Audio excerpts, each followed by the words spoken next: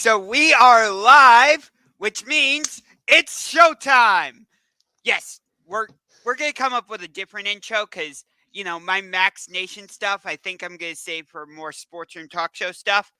Um, but we'll come up with something. But anyway, yes, we did have to delay pushback until today. Normally we do it every Thursday at 7:30 live on my channel Unger to the Max, but we are going to look into making it live on his channel as well. Yes. But anyway, so happy Saturday.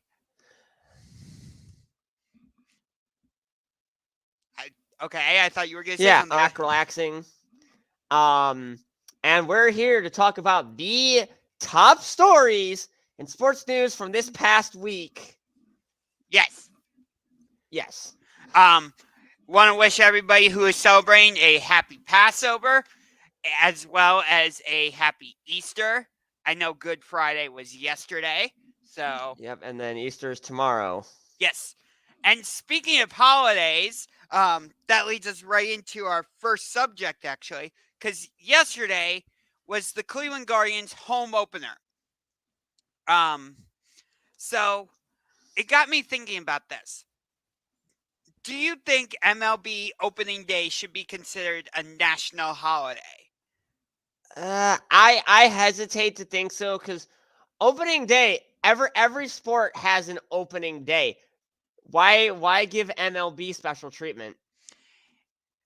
I hear you. And I don't even necessarily disagree, but I always have felt like MLB opening day just feels different than like opening day in the NHL, NFL, and NBA. I don't know why, but it just feels like I think it's because for MLB opening day, every team gets a game. right. Actually, I think this is the first season in a long time that every team played on opening day because in the past, like Major League Baseball has done those staggered starts where like some teams play on one day and then other teams play on a different day type thing. Like, Yeah. so I would say no to that. But what about the Super Bowl Sunday? Should that be a national holiday? So I've seen arguments for Super Bowl Sunday being a holiday, but I want to quickly say this. What about the day after? Because, everyone's watching the Super Bowl. Who the heck wants to go into work the day after the Super Bowl? You Yes. know? Yeah, that is true. Quick off topic thing. How come the national championships for both college football and college basketball are on Mondays? College Like hockey, too. that's just stupid to me. Like if it's the national championship, you should do it on a weekend. But Right. by the way, congrats to LSU for winning the women's national championship and congrats to UConn for winning the men's national championship. But getting back to the main topic at hand, like everybody celebrates the Super Bowl. Like, the past two years, like our entire friend group has gotten together to watch the Super Bowl. And I've only ever had to work the Super Bowl once, and that was Super Bowl 51, yeah. So it's just like, to me, it makes sense to have the Super Bowl be a national holiday because I bet if I had to put a percentage on it, I would say probably 85% of the country is watching the Super Bowl. I'd say it's closer to 90. Like maybe 89.67 repeating. Okay. That's an interesting percentage. It's 88 and 2/3. Interesting stat choice or percentage choice, whatever. But either way, yeah, we both agree that a large majority of the country watches the Super Bowl, which so it makes sense why they do it on a Sunday because that's when NFL football usually happens, except for Thursdays, Monday, Mondays. And then those and offhand Saturday games. right. But Yeah, like NFL is associated with Sunday, so it makes sense to do the Super Bowl as a national holiday. I think people have said it more as a joke though than like a legit thing. Yeah.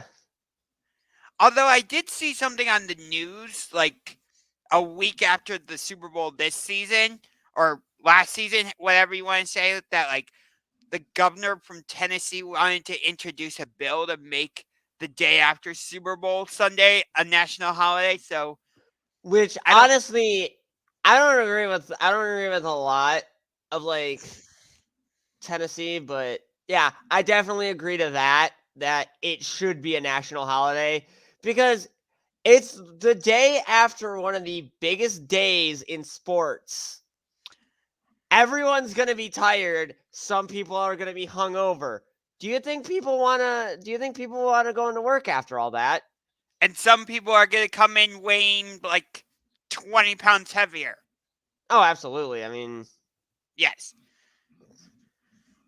But just wanted to start the show with a bit of a fun topic there because now we're going to get into some even more fun stuff, actually.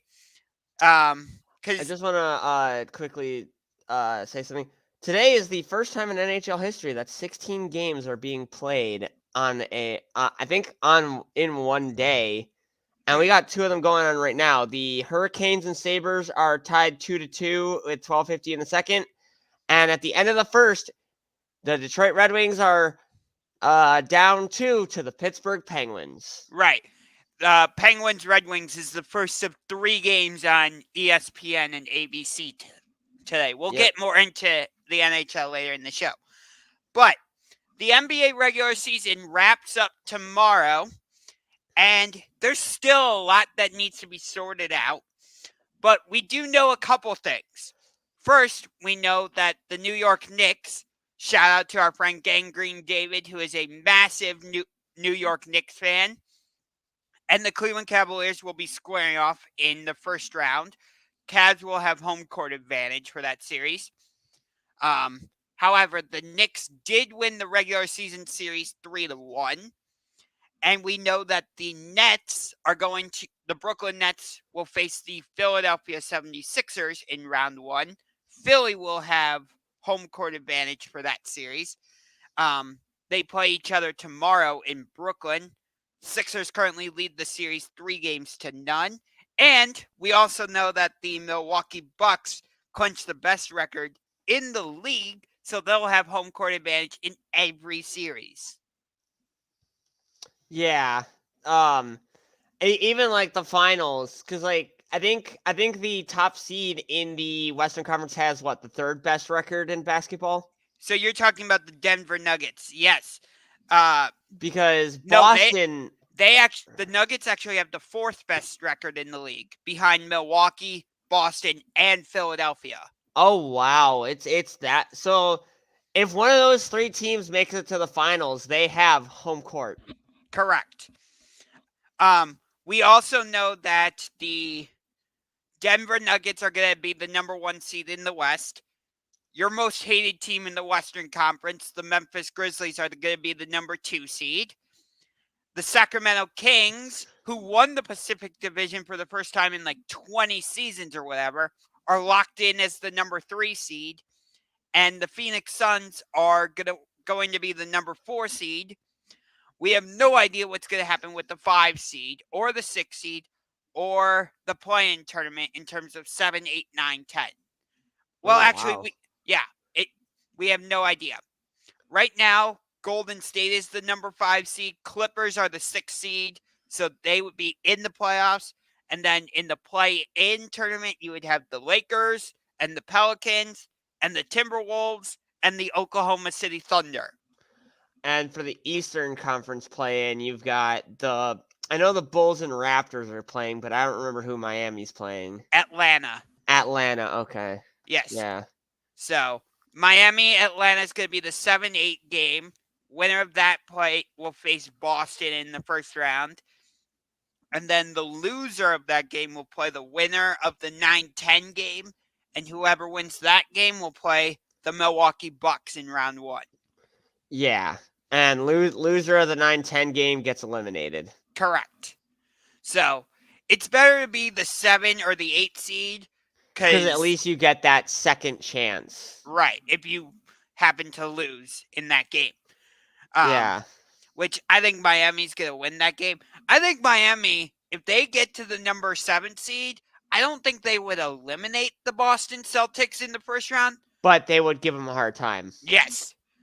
I think if Toronto ends up being that number 8 seed, Milwaukee should be a little bit on alert. I'm not saying the Bucks will lose and mess everything up, but the Raptors could cause some serious problems for the Bucks. Absolutely. Because you got with Toronto, you got Pascal Siakam, you got Scotty Barnes, you got Fred VanVleet. Like they were part of that 2019 team that eliminated the Bucks in the Eastern Conference Finals. Barnes wasn't. Yes, he was a rookie last year. Correct. My mistake on that one. But Pascal Siakam and Fred VanVleet were. right. Though they don't have Kyle Lowry or Kawhi Leonard. Yeah. Which Kawhi was for sure the difference maker, but still, like, Yes. It's still essentially the same Bucks team they're facing, because they still have Giannis, they still have Drew Holiday, they still have Brook Lopez, they still have Chris Middleton. So Siakam and VanVleet would have knowledge on what it takes to beat them. Yes, but do they have, the actual skill to beat them? Not over a 7-game series, I don't think. Not over the course of a 7-game series, absolutely. But I do think Toronto would be able to push that series to at least a game 6. I'd say yeah. If Milwaukee has to face Toronto, that's 6 games. Okay, so we agree that we both think Miami's going to win the 7-8 game against Atlanta, right? Absolutely. Okay, so then we've got Atlanta, Toronto, Chicago. Of those 3, you agree that Toronto would be the team Milwaukee would least like to face? 100%. Okay. So after that, who do you think Milwaukee would prefer to face then? Chicago. Okay. I would agree with you on that one. Although they did meet in the playoffs last year and Milwaukee won that series in 5 games, so. That's exactly why. Yeah. That's why Chicago isn't. I had higher hopes for Chicago. I was proven wrong. I thought they were going to be top 3 in the East at the beginning of the season. But hey, they're still in the play-in tournament. They still have a chance at postseason at the playoffs. That part is true. However, it's not as the 3 seed. That was Philadelphia, your most hated team. Correct. Yep.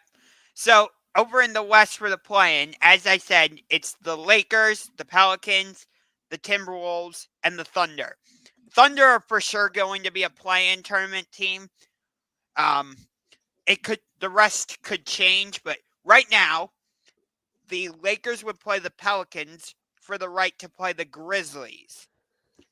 And then you would have the Timberwolves hosting the Thunder, and then the winner of that game faces the loser of Lakers Pelicans for the right to play the Nuggets. I see the Lakers beating the Pelicans. Okay. So you would have the Lakers facing the Grizzlies. Yes. Okay. And then who do you think faces the Nuggets? I'm going to say Minnesota. So think about it. Cat, Anthony Edwards, Rudy Gobert. Like, I think they could make some noise in the play-in tournament and take out who did you say they were facing in the first round? Oklahoma City. They could beat Oklahoma City this year. And then if they're matched up against New Orleans, then I would say New Orleans would win that game. because it would be in New Orleans, and they've got Brandon Ingram, they've got Jonas Valanciunas, they've got CJ McCollum. Maybe Zion comes back. Is he healthy? I think so. I have no idea, really. That's a good question. Like, if he's not healthy, that could turn the tide in the favor of Minnesota. They've been playing. The Pelicans have been playing well, though, even without Zion. Of course. But do they truly have what it takes to hang with, Minnesota? Or even if Minnesota loses to the Thunder, could the Pelicans hang with the Thunder? You've got Shea, you've got Giddey, you've got who else do they have? Isaiah Joe. They've got like 2 Williams. It's a bunch of role players, but if you've ever seen a bunch of role players get together, they can make some noise. Yeah, they have Lou Dort, they have Josh Giddey. Of course, Lou Dort. Shea Gilgeous-Alexander. They have Dario Saric. I didn't know that.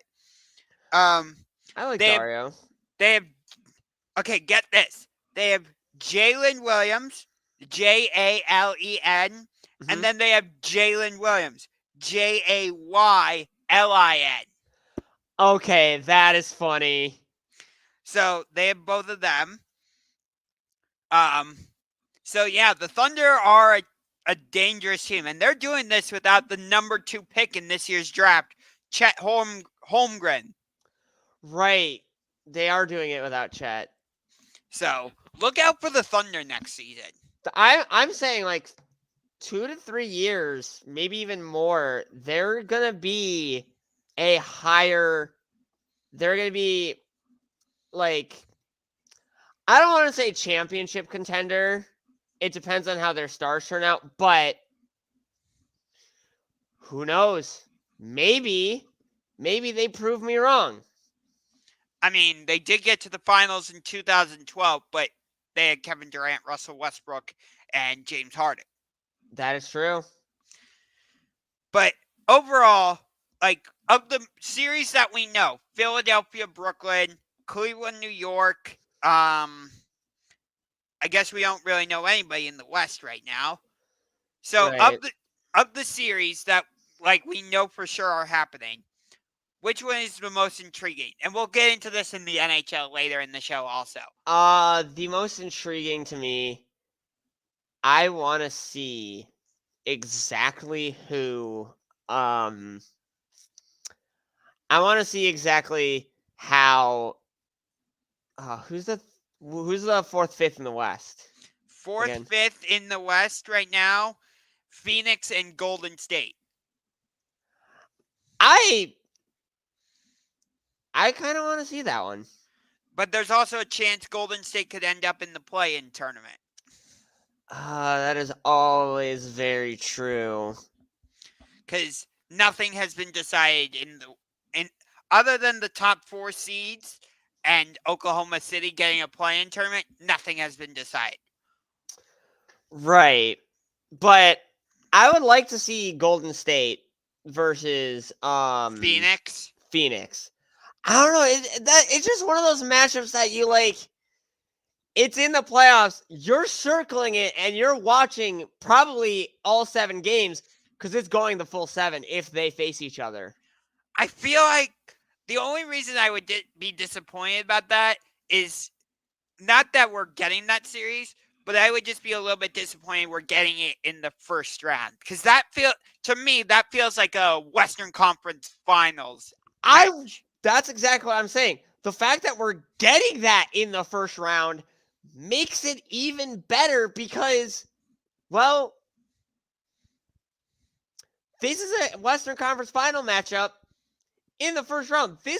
Whoever wins that series can change the complexity of the entire Western Conference in just 7 games. From everybody's saying the Phoenix Suns are the favorites in the West, even as a 4 seed. Oh, absolutely. I mean, like, they've been there the past, 3 years? they were in the finals in 2021, where they lost to the Milwaukee Bucks, which I think there's a strong chance we see a rematch of that series in this year's finals. Now, who wins the rematch, in your opinion? I would, because Milwaukee has home court advantage, we know how much better like the role players play at home. Like, look at Game 7 between the Bucks and Celtics last year. Like, the role Right. players played a key role in why the Celtics won that game. But because of that, I'd have to give the edge to the Bucks. I'm actually going to disagree with you. I'm going with Phoenix? I'm going with Phoenix because they added someone who I think would give the Bucks a lot of trouble alongside CP3 and Devin Booker. Kevin Durant. Kevin Durant. But the problem is, like, we've seen, can Kevin Durant stay healthy? Can Devin Booker stay healthy? Can Chris Paul stay healthy? Because they all have injury like history. So right, but like everyone has injury history. Yes, but like I should say they have more recent injury history. Like part of the reason why the Suns lost in 2021 is because Devin Booker had his hamstring injury. The primary reason the Raptors won the finals in 2019 is because Kevin Durant was not there. That is very true. And like Chris Paul has gotten injured. Look at the 2018 Western Conference Finals. Chris Paul got injured. Rockets ended up losing that series. That is absolutely very true. The injuries and it just if the injuries get piled up, then there's nothing you can do. But you are right that like injuries are a part of the game. There's nothing you can do. Like they're going to happen no matter what. But like, you know, when you're talking about these three, like I said, they have recent, playoff history or injury history. So that you can't help but not take that into consideration. I do take it into consideration, but if both teams are fully healthy in a 7-game series, I'm going with the team that has more that has a lot more star power. Okay.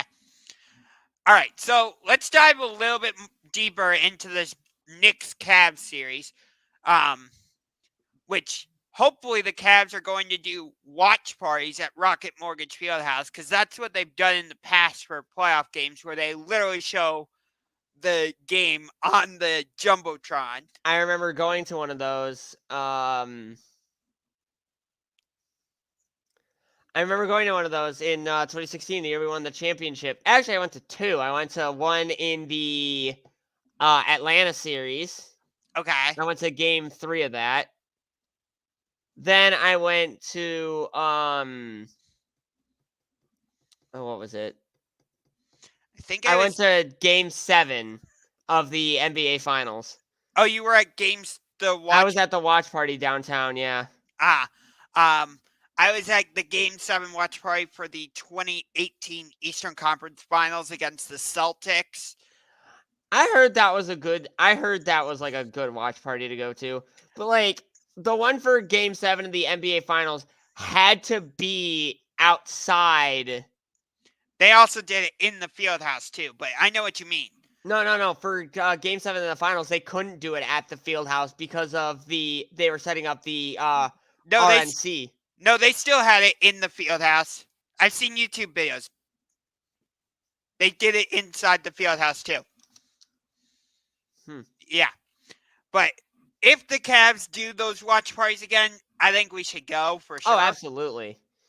Like, even if we can find like a home playoff game with like cheap enough, Good luck finding cheap seats. It's the playoffs, damn it. I'm sure there's some.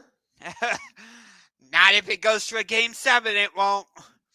which I think that's huge. The fact that if this series goes to a game 7, which I wouldn't be surprised if Knicks Cavs goes to a game 7, but the fact that game 7 would be in the shadow of the Rock and Roll Hall of Fame rather than being on Broadway is giant to me, because we lost both games in New York. Granted, we lost the second time we played them here in Cleveland, but still, Yeah. like in the playoffs, like I said earlier, home court advantage could swing the tide in your favor. Like, I think that's the biggest reason why the Celtics won their second round series against the Bucks last year, because Boston had home court advantage for that series, which meant they had game 7, and that's why Grant Williams, Marcus Smart, and some of their other role players had big games. I feel like can you really consider Marcus Smart a role player? He's kind of broken out into a star. It took him 6 years to do it, but because he was drafted in that 2014-15 draft. Okay, but here's the thing: when you think of like the star players for the Celtics, do you really think of Marcus Smart? Absolutely, I do. I think of Jason Tatum, Jaylen Brown, and Marcus Smart. Those are their 3 stars. Okay. See, and Marcus Smart's made an all-star team too. So yes, but just because you make an all-star team doesn't necessarily make you a star player. In my opinion, it does. Okay, you and I like if you can make an all-star team, you're worthy of being called a star player on your team, especially if you're a starter. I don't know. Was Marcus Smart a starter for the All-Star game? No, I mean on your team. Oh. Yeah, if you're a starter on your team and you've made an all-star game, you're considered a star player. Like, I considered Kevin Love a star when he was an all-star. I mean, for me, when I think of like the star players for the Boston Celtics, it's Jason Tatum and Jaylen Brown. That's it. You don't think of like a third? No. Like Marcus Smart, he's a really good player. He's a really good player. It's hard for me to say like he's a great player. Like, I think the one thing that a lot of people like kind of move over, like when they hesitate to call him a star, is the fact that it did take him quite some time to get into his own. Because like I said, he was drafted in 2014, and for like maybe the first like 6-7 years of his career, he was either an afterthought or he was known as that guy who flops too much. Which, granted, I will give you that sometimes star players take a little while to like find themselves. Like not everyone is a LeBron or a KD or even like a Kyrie Irving. Star players take some time. If you are a patient GM and a patient coach, like Joel Embiid, for example, injuries. There's a difference between being injured like the first few years of your career and just being like not that good. Yeah, but like we didn't get to see Joel Embiid in his full, I guess, until like he started staying healthy. And of course, he's now turned into what he is today, which is. And also, if you want a prime example of someone who started off kinda an afterthought, but turned into one of the biggest stars in the league, look no further than the Greek freak himself, Giannis. That is true. But no, I think you could include Joel Embiid in that discussion, because I mean, you can, but under different circumstances. That is true, but still, like, we didn't know necessarily he was going to turn into this. I had a feeling, but you could even say Nikola Jokic for that matter. He was drafted in 2015, wasn't he? I don't know, but Yeah, he like was either drafted in 2015 or 2016, and it did take him quite some time to develop. right. So we didn't know necessarily that he was going to turn into a player that was going to win back-to-back MVPs, and But I mean, we did.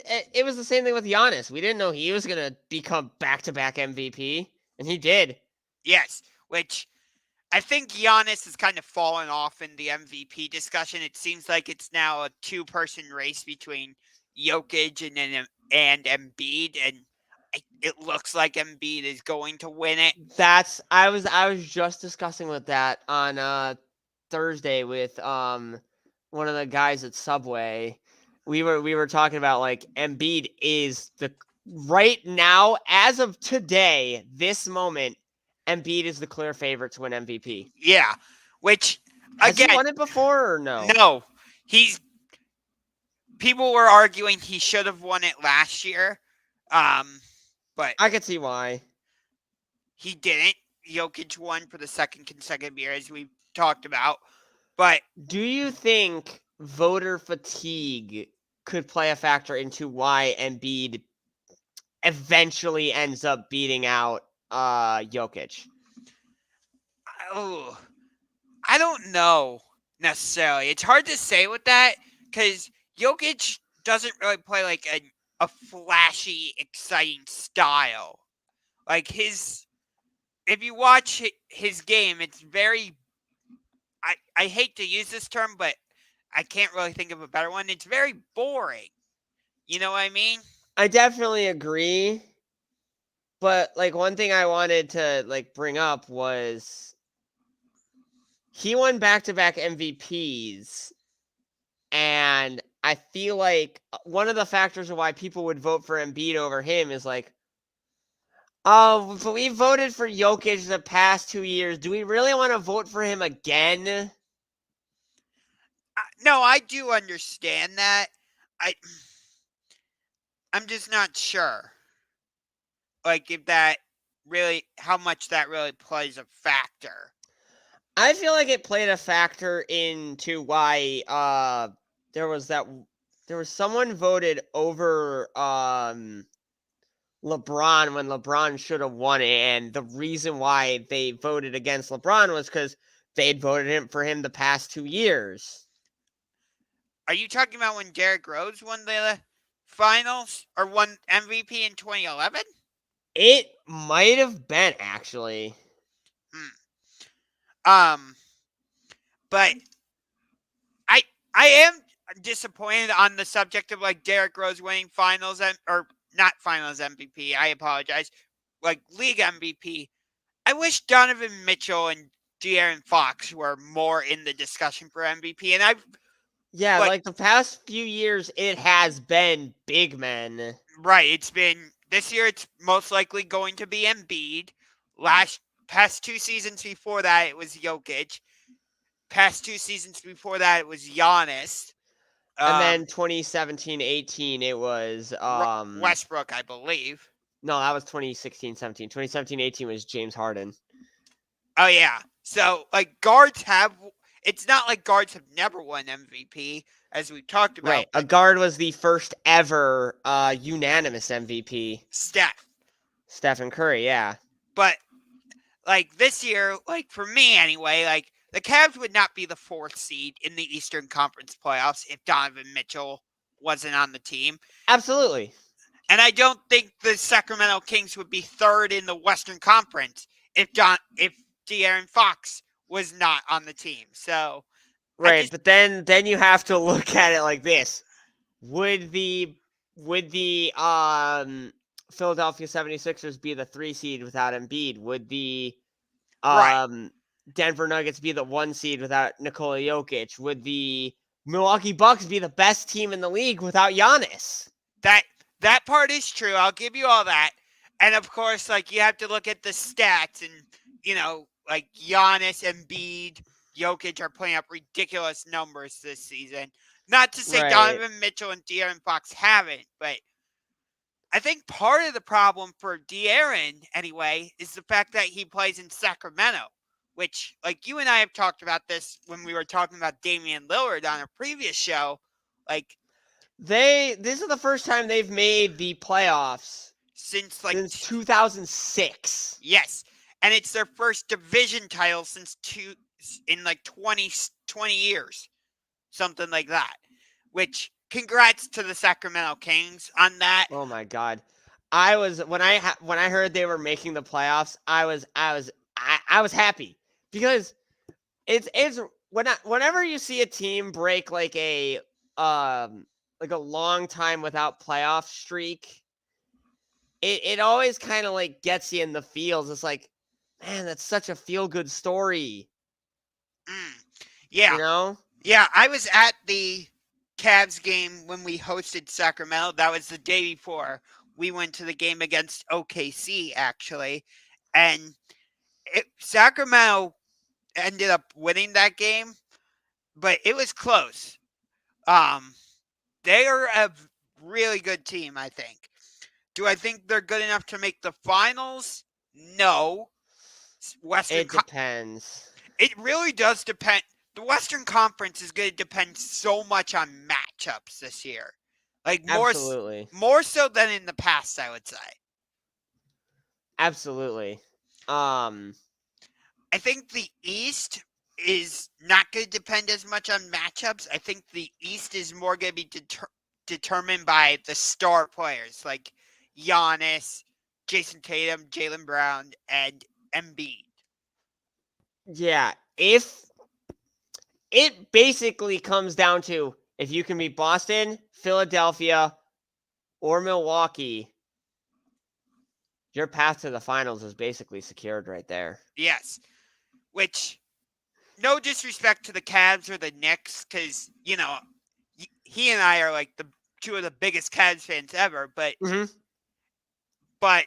like, the Bucks' path to the NBA Finals is going to be a lot easier than Boston or Philly, because if they have home field, they have home court every series. Correct, but also this, like, Cleveland and New York are not at the level. I shouldn't say we're not at the level, because we did beat the Celtics 3 out of 4, but like, still, like, I would still put Boston a tier above the Cavs, regardless. Absolutely. But between the Cavs and Celtics, I would say it's like it's close. Like, you know, if the two teams face each other, that's going the full 7. The problem, though, is in order for that to happen, the only way for that to happen would be in the Eastern Conference Finals. Yes. And I don't think the Cavs are getting to the Eastern Conference Finals. Because we'd have to face Milwaukee. Correct. And, again, no disrespect to the Cavs. I love Darius Garland. I love Donovan Mitchell. Evan Mobley is starting to come into his own. Jared Allen's a nice role player. But here's my biggest issue. I don't know what's happening with the small forward position, because right now, I'm reading a tweet from Chris Fedor. He says Isaac Okoro did not go through practice today, and he's day-to-day. So, that's going to be a huge hit. Which, like, that could make a difference in our series against New York. So, it most likely will make a difference. Defensively, it will make a difference. Offensively, are we really missing out on 9 points? I mean, those 9 points could prove to make the difference. But have they though? Have they ever though? Have they ever though? Has Isaac Okoro's 9 points ever made a difference? I don't know. By the way, Detroit just scored. It's 2-1 Penguins. Darn. Correction, it's 3-1 Penguins. Yeah. Wait. I don't know if we want them to have a 3-1 lead, because I don't want them to be like the Golden State Warriors. No. The lead in hockey you don't want to have is 4-1. Because in terms of goals. Okay, because I was gonna say 4-1 means the series is over. It should have been over against New York. New York really should not be what's it called? Should not be I'm trying to think. They shouldn't be bragging that they beat us in the playoffs because for 6 of the 7 games in that playoff series, we had a third string goalie. Yeah, we'll get to the NHL stuff later in the show, okay? But yeah. We'll switch gears to the NFL now, which, did you hear about this? Tyreek Hill, the wide receiver for the Dolphins, said that he's going to retire after the 2025 season. Did you hear about this? I did, and I do have some words for it. Okay, let's hear it. Obviously, this is to protect his body from injuries. I understand it. I absolutely understand his point. Look at Calvin Johnson. He retired in his prime. Mm-hmm.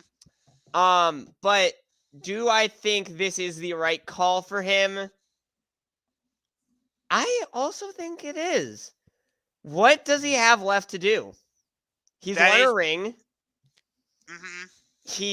He's probably going to be a lock for the Hall of Fame. Most likely. So my question to you, Josh, is what does he have left? What does he have left to prove? If he, let's say you could say that he has to prove that, like, he can do it without Mahomes. I could see that, but given the quarterbacking status of the Dolphins, do you really think he's going to be able to win it with Tua? I don't know. That's why I'm like surprised the Dolphins aren't in on the whole Lamar Jackson sweepstakes, which still nothing has been decided about that. But we're not going to get into Lamar and all that because I heard the Panthers want him. I heard the Buccaneers want him. I heard all these teams throwing it out. It's like, wait, the Panthers have the first overall pick. Why would they want a star quarterback? They can just when they're going to draft one. I haven't heard the Panthers say they want him, but I heard it somewhere. I just don't remember where I heard it. Because I feel like if the Panthers wanted him, they wouldn't have traded for the number 1 pick. Or they would have traded and then traded the number 1 overall pick to the Ravens for him. At this point, though, I don't think that's happening. Yeah, and also they traded for the first overall pick before they knew Lamar was even available for trade. So they're like, we could have had him. But anyway, we'll get to the Ravens like at a different point in a different show, but whatever. Yeah, I know you don't like talking about those Baltimore Ravens. No. Shout out to Engraven Vids, big time Ravens fan. Looking forward to hopefully doing a video collaboration with you for when the Browns play the Ravens this coming season. But being that we are coming up rather quickly on the NFL draft, it felt like the right time to start talking about like the schedule and stuff for the Browns, because the schedule usually comes out sometime after the draft, like in mid-May or something like that. Right. So it felt like a good time to do it. So we were kind of talking about this off mic and off camera, but so you think the week 1 opponent is going to be at Cincinnati? It's either going to be at Cincinnati or at home against Cincinnati. I want Watson versus Burrow, and I want it to start the season. Okay. Could you imagine how big of a win that could be if the Browns pulled that off? Okay, so you think week 1 is going to be Cincinnati? Absolutely. There's no doubt in my mind at this point. Okay. So, all right, I will say we play the AFC South and we play the NFC West. You also have the 3 division games, Pittsburgh, Baltimore, Cincinnati. Then we host the Jets and we're at the Broncos. And then we have to host Chicago because that's our extra game. So for our season opener, I'm gonna say week 1 at our rival outside of the AFC North. I'm gonna say week 1 we are at the Indianapolis Colts. Week 1 at the Indianapolis Colts. Yes. I know that might sound a little bit crazy that the Colts and Browns could be considered rivals, but like their past few games when they've played each other have been like very close. Indianapolis is not that far from Cleveland. I could see that. I don't have any like hatred towards the Colts in any way. Two of my all-time favorite players happen to play for the Colts, Peyton Manning and Reggie Wayne. My all-time favorite quarterback played for the Colts, Peyton Manning. Right. But I still feel like there could be a rivalry between the Colts and Browns. I have not seen it, but I definitely think that you're right. Okay, fair. And then for our home opener, I don't think we played the Jets in our home opener like we did last season. For our home opener, I am going to say, I'm going to say we host Justin Fields and the Chicago Bears in our home opener. Really?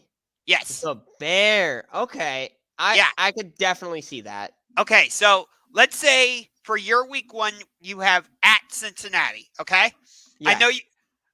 I know you were talking about like the Browns hosting the Bengals in week 1, but just for argument's sake, let's say your week 1 is at Cincinnati. Who do you have the Browns facing in the home opener? Who do I have the Browns facing in the home opener? Yes. Oh boy. Personally, I would love to see it if the Browns were at home.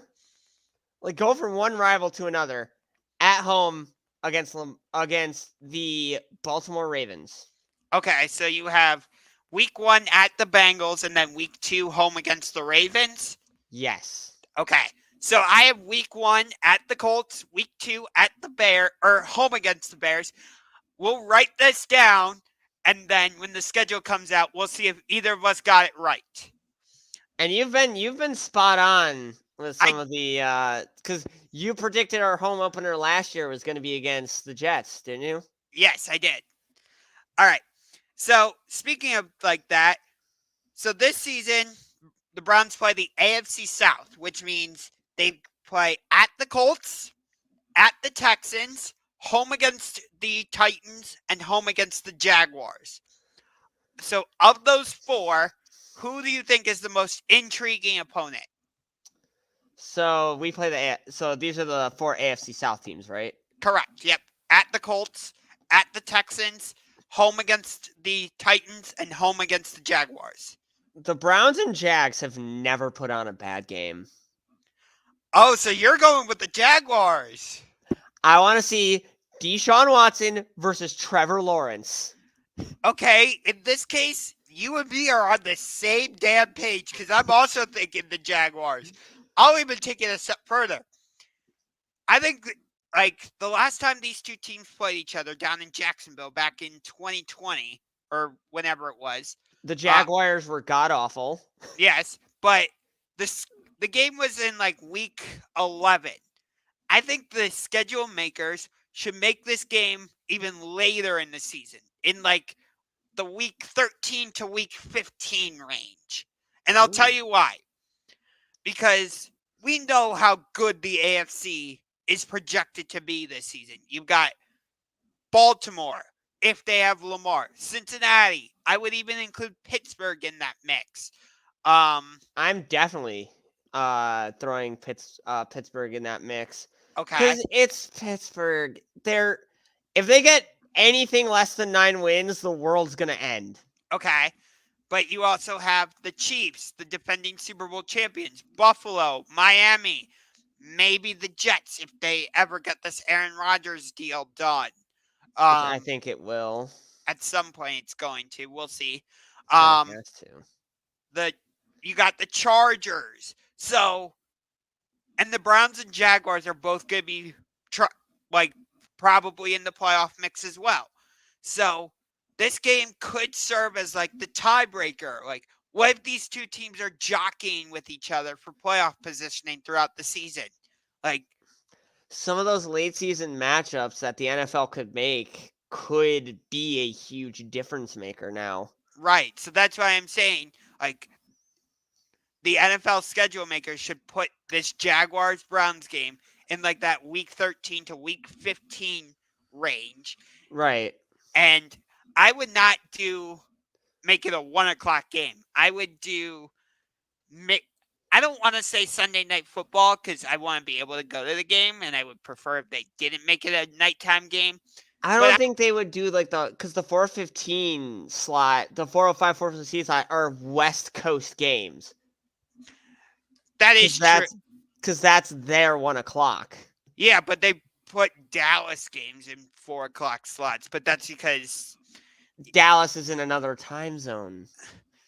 So you don't think they would put like a They've done like when Brady was in New England, they've put Patriots games in the 4:00 window. Were they home games though? Yes. So I was thinking like it's usually teams that are not in the Eastern time zone, you know? Yeah, but so you don't agree with me that they should put Jaguars Browns in like the 4:00, 4:15 window? I'd like to see that one. I don't know where to put it. That's the thing. It just does like for me it doesn't feel like a 1:00 game. Like especially if you put it late in the season. Absolutely. I definitely agree, but at the same time it's like do people on the West Coast want to get up and watch Browns Jags? I don't know. I know. That's the hard part. Which I do get your point. So, like even though the Jags are turning around and the Browns are at some point are going to get back in the mix. we'll see.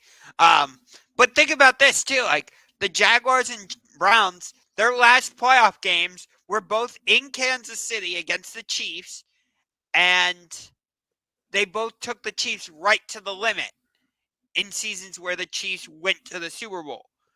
That is very true. So, does that mean the Browns and Jaguars are in the upper echelon? Not necessarily. I don't even think they're even. I think they're both playoff contenders, but right. I don't think either team could ever be a championship contender. Although the Jaguars do have Doug Peterson as their head coach, and he led the Eagles to Super Bowl 52. Yes, that is very true. That did happen. But I would like to see this game be in the 4:15 window, I think. Given the playoff implications that I think will be in play. Because I'm saying it now. That's why I'm saying play in the week 13 to week 15 range. There will be some type of playoff implications for this game. Oh, absolutely. Do I think Browns-Titans will have implications of some kind? No, because I don't think the Titans are going to be... I don't think the Titans are good anymore. Yeah. I don't trust Ryan Tannehill. I'm surprised, actually, the Titans haven't tried to get Lamar Jackson. I'm surprised as well, but then again, they already have a great running back. Why do they need a running quarterback, you know? Yeah. And so that's why I'm not as surprised. Fair. And then also this season, the Browns played the NFC West, which means we will host the San Francisco 49ers, and they will also host the Arizona Cardinals, and they'll play at the Los Angeles Rams and play at the Seattle Seahawks. So of those 4 games, which is the most intriguing for you? Ooh, it depends on how healthy the Rams are. Okay. Because if the Rams are healthy, I'd personally think that one's the big one. Because you've got a decent quarterback matchup in Matthew Stafford versus Deshaun Watson. You've got Cooper Kupp. He's going to get covered by Denzel Ward. That is a matchup I'd like to see. Mhm. So you're going with the Rams then? Yes. All right.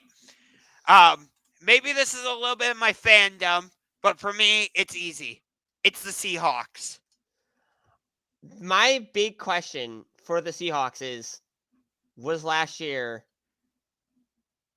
a fluke? I don't think it was. I'll be very curious what the Seahawks do in the draft. Could they possibly draft a quarterback? Because they do have the 5th pick in the draft. Could they draft like Anthony Richardson out of Florida and have him sit behind Geno Smith for a couple seasons before That is also a very big possibility. But I do like Geno. That's a decent quarterback matchup. Him against Deshaun Watson. Right. I don't think it'll have like the playoff implications of Jaguars Browns. And part of this is also because the Seahawks are my favorite team in the NFC, without a doubt. You know this, and I think a lot of people know that. So I wasn't don't have a favorite NFC team. I just when it comes to the AFC, I'm Browns and Broncos. When it comes to NFC, it's like, do I really care? Yeah, but I've been a Seahawks fan for a while. I would love to actually fly out to Seattle for that game. I thought you did that at some point. No, I've never been to a Seahawks game in Seattle. I've never been to a Cubs game at Wrigley, and I've never been to a Seahawks game. Oh, man, but how can you call yourself a Cubs fan if you've never been to a game at Wrigley? I have seen the Cubs at their spring training stadium in Mesa, Arizona. That is very true. I mean, I'm an Orioles fan. I went to a game at Camden Yards. Okay. Against the Red Sox. That was actually a really good game. So transitioning now, it's good that we were talking about the NHL season earlier because it wraps up on April 14th, but the playoff picture is clearing up a little bit. We've got the Boston Bruins. They're taking on the New Jersey Devils later today in what I think is a very possible Eastern Conference Finals preview. Absolutely. I think the Devils could get to the Eastern Conference Finals. And also, I believe if they win this game tonight, they tie Boston. If Boston wins tonight, they tie the NHL all-time wins record. That is correct. I think I also heard that if the Devils win tonight in regulation, they clinch home ice advantage for their first round series. They would take on the blue shirts. I'm hoping New Jersey wins that one. I have never had anything against the Devils. You know how much I hate the New York Rangers, so I would want. My hatred is the same. Remember, they named Jacob Trouba captain not because he's a good leader or anything, but because he injured Sidney Crosby. Yeah, the Rangers and Penguins have always been. Oh, they've always been like a massive rivalry. They've always hated each other. Yeah. So, anyway, I believe the Bruins. Yeah, you're right. The Bruins, if they win tonight, they tie the 2018-2019 Lightning and the 95-96 Red Wings for the most wins in a single season in NHL history with 62. Yes. Which I think Do I think the Bruins are going to do it? Devils are good. I could see the Devils spoiling the party. However, the Bruins have 3 more games to get it done. Right.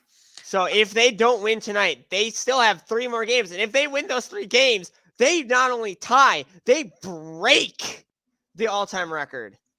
So after tonight, However, the biggest issue is for the Devils, or not the Devils, for the Bruins. If they do the all-time wins record, what are they going to do in the playoffs? Because the last time a team went for the record was the 2018-19 Tampa Bay Lightning, and look how that played out. right. So after tonight, the Bruins have Philadelphia tomorrow night in Philly. Then they host Washington on Tuesday. And then they'll be at Montreal next Thursday. So this is Boston, right? Yes, this is Boston. So I think they're going to win Philly. Okay, what about Washington? Washington is already eliminated. I could see them beating Washington. However, because of how big this rivalry has been for the last maybe 5-6 decades, imagine if the Bruins got the all-time wins record in Montreal. I mean, if they beat Philly and Washington, they will have already gotten it. Right, but imagine they beat Philly, but what if they lose to Washington?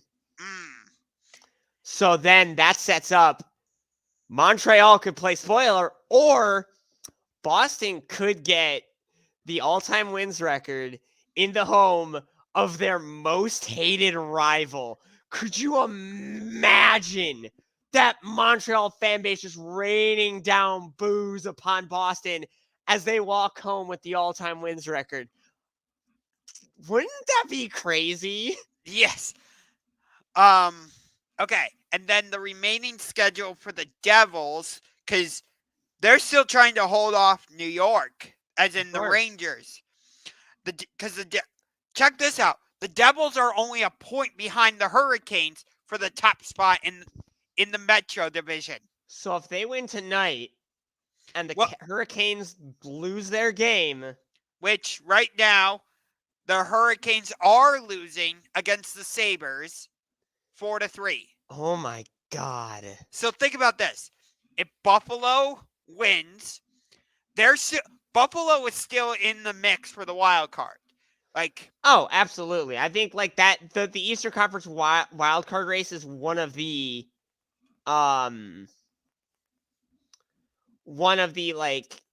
that is the wild card race to watch, because the Western Conference wild card race hasn't been that interesting. Okay. So, but yeah, I loved your reaction.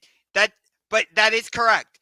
If the Hurricanes lose tonight, we got a comment from Bork. He says Nashville is fighting for their lives at this point. Yes, they are. That is absolutely true. Right. Nashville right now, they are outside looking in, but they're only a point behind Seattle. Right. So they could play spoiler to the newest team in the league. Right. Right now in the Eastern Conference wildcard, you've got Florida and the Islanders. So the Penguins' 16-year streak is in major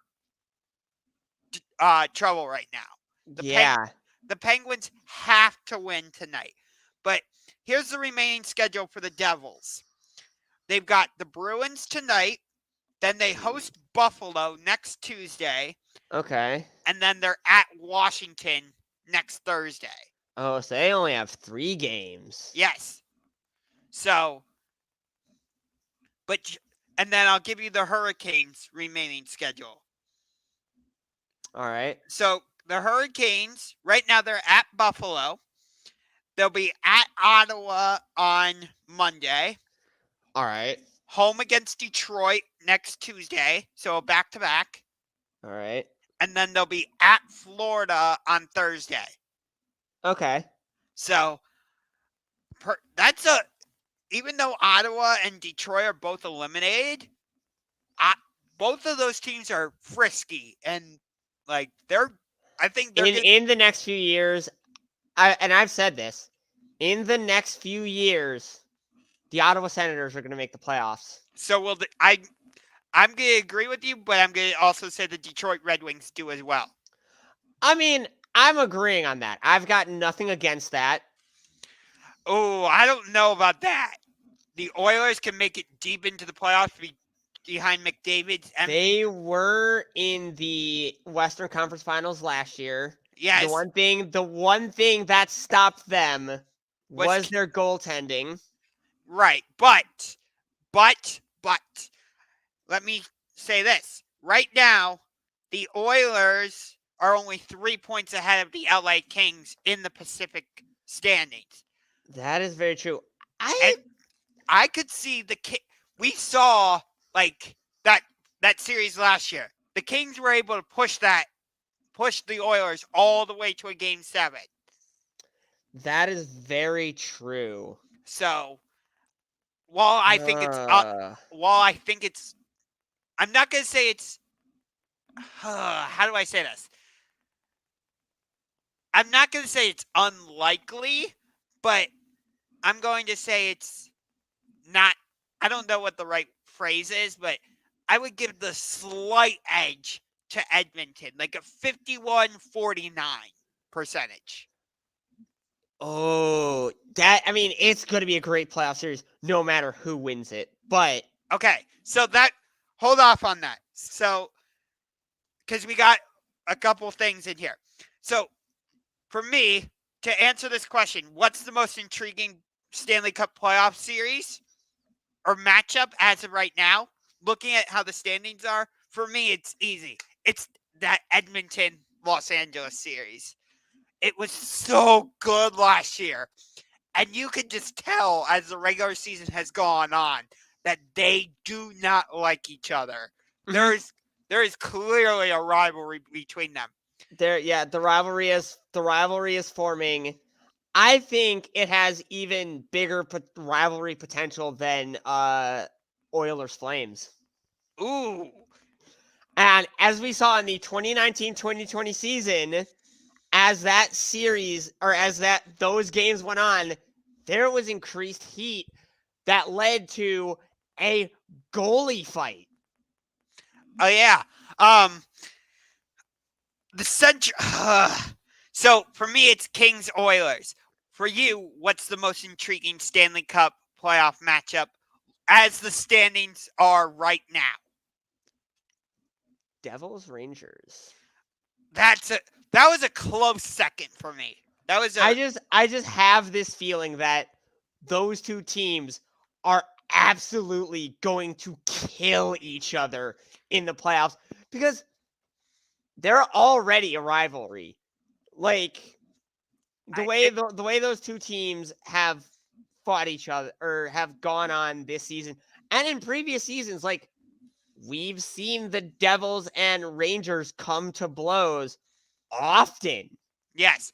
If there's one playoff series I'd like to see in person other than Oilers Kings, because I'd love to somehow fly up to Edmonton or fly out to LA and I would go with you. See that series, but that's most likely not going to happen.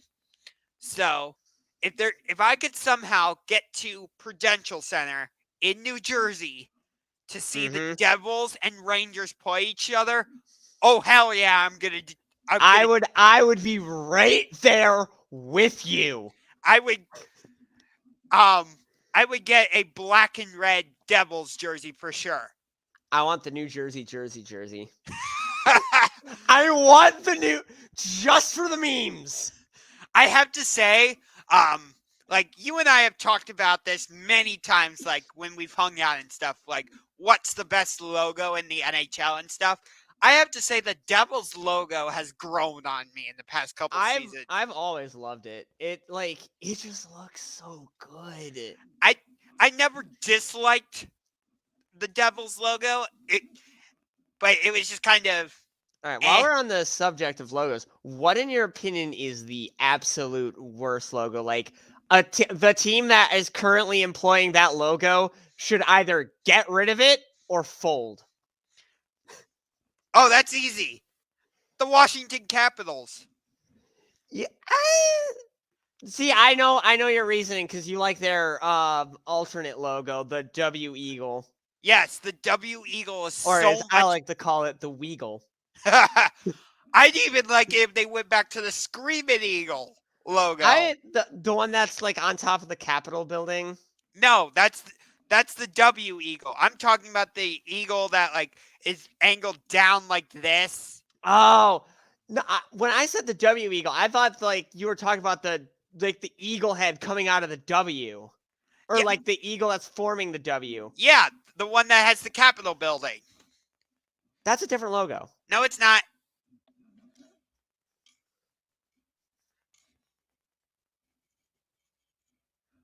It is not.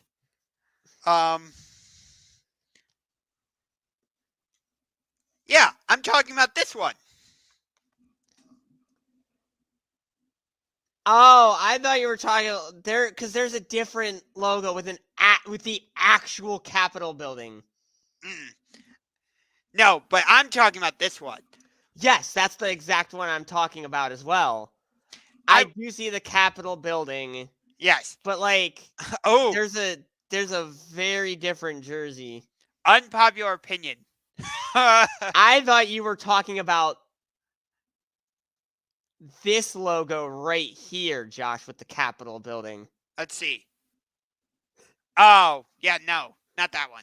That one's I personally do not Okay, like that so one. what about for you? What? The logo that I think is the absolute worst. Yes. Kind of don't like the Flames' current logo. Mm. I liked it better when the C was in black on the red jerseys. Okay, so you want them to go back to their more modern look. But there is one logo that I'd love it if the Flames employed this. Blasty. I knew that's where you were going. There's no better logo for them but Blasty. It's still weird to me that the New York Rangers don't put their actual logo on their primary jersey. I think they might be the only team that does that. They're the only team that has never done that, actually. They've never had their primary logo on a single jersey in their entire existence. Which makes no sense.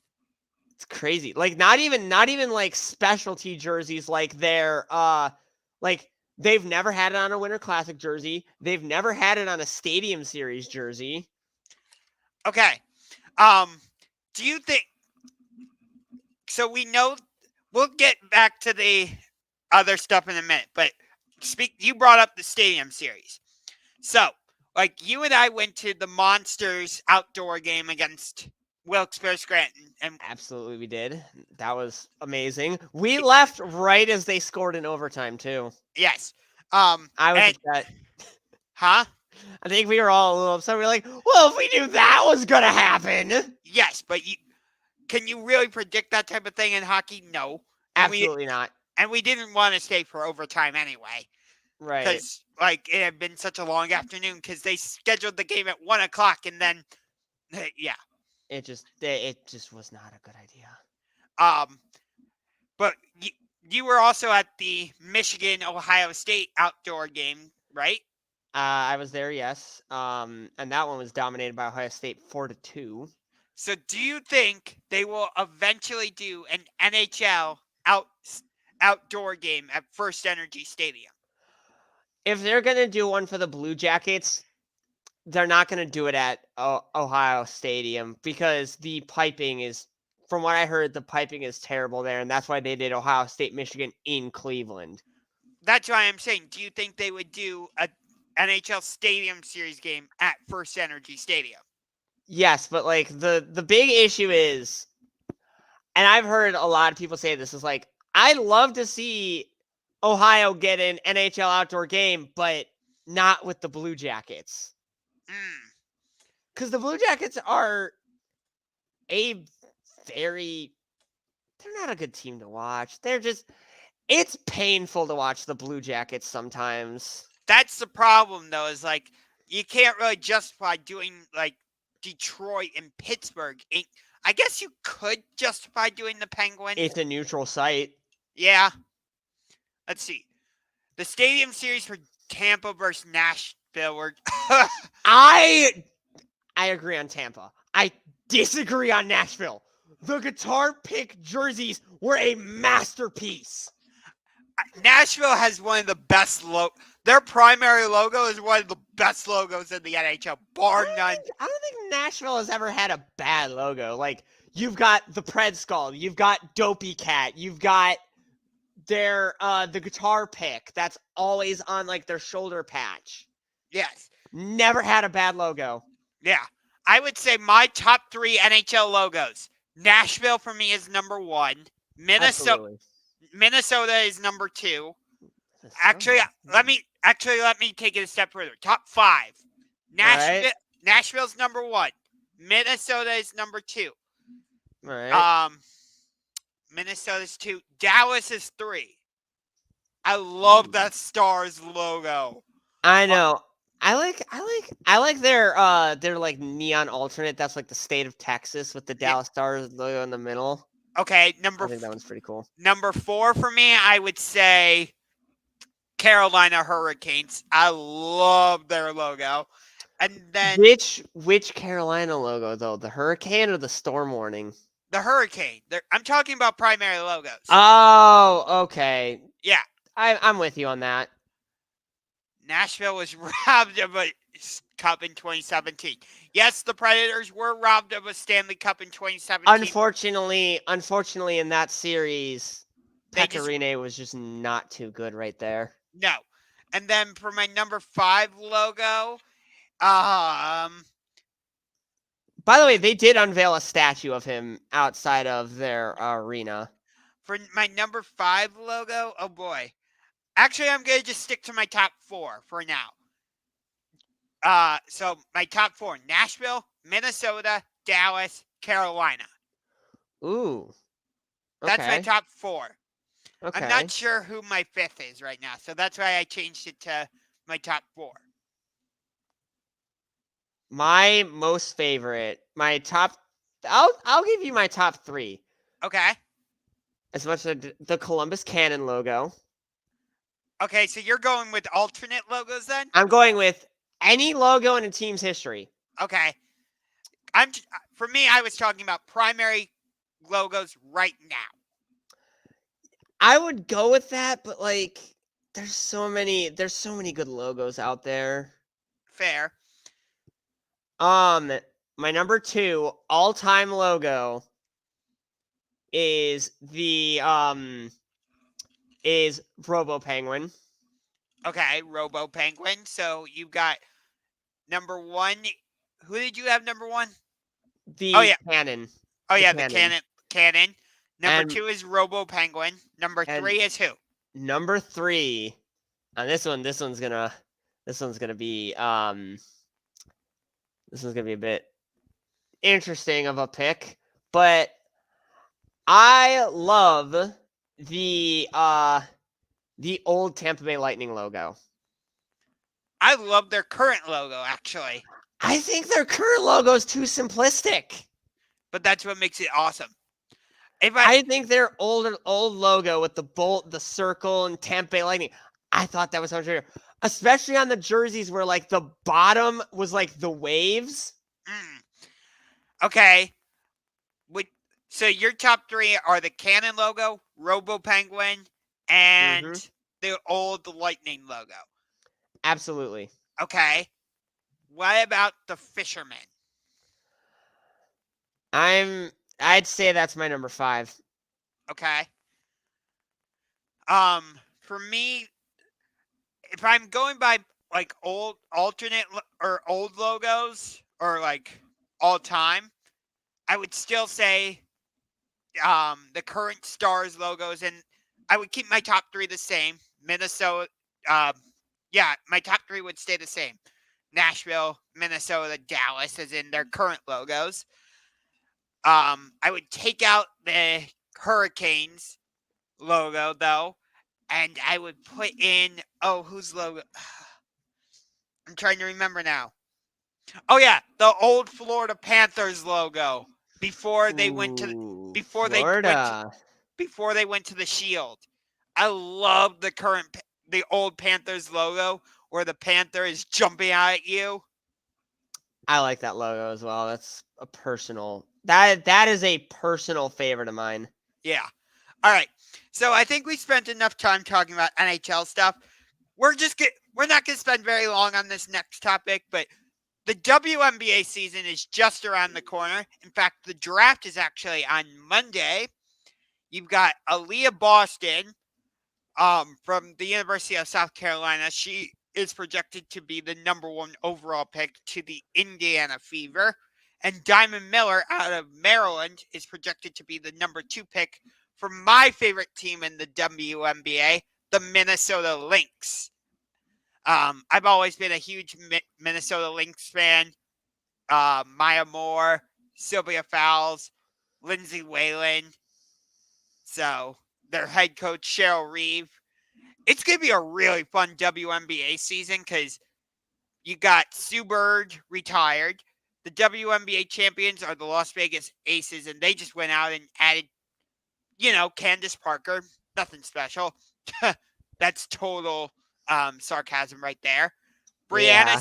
Brianna Stewart and Courtney Vandersloot both joined the New York Liberty, so that's a super team right there.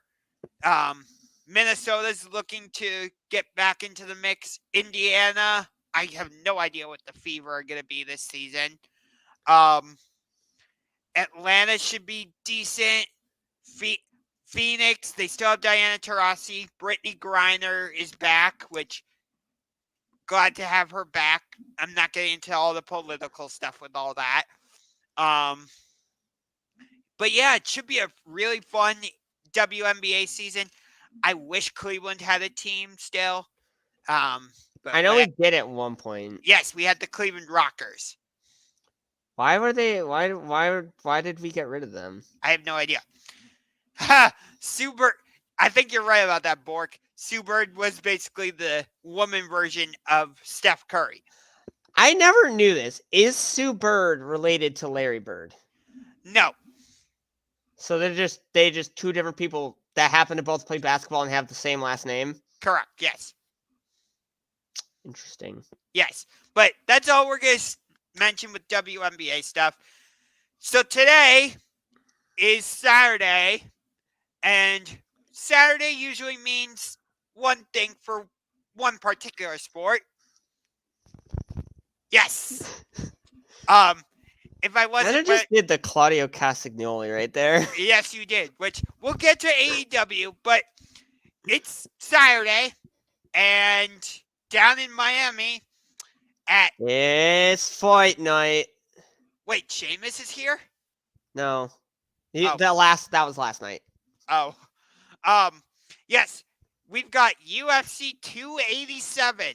Alex Pereira and Israel Adesanya run it back after Adesanya was totally dominating that fight. And then lost to a lucky KO. Similar to what Usman Edwards 2 was, although we know exactly how Usman Edwards 3 ended up. Right. So, but Pereira and Adesanya have fought now 3 times in the octagon. Or not in the octagon. They fought once in the octagon, twice in kickboxing. And Pereira has won every single time. So, we'll see how this goes up. So, Adesanya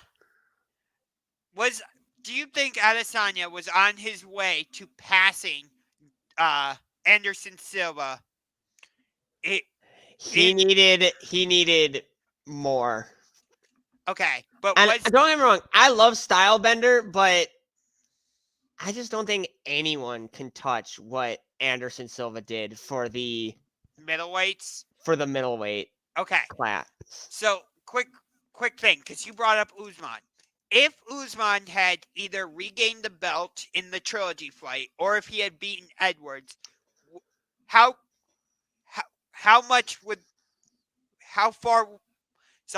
what more would he have needed to do in order to possibly overtake GSP? Oh, that's such a loaded question. You're welcome. I think he was close. If he had beaten Leon in that second fight and maybe one more defense, I don't know. Who can you throw against him? Gilbert Burns, Khamzat Chimaev. You can throw any of those guys at him.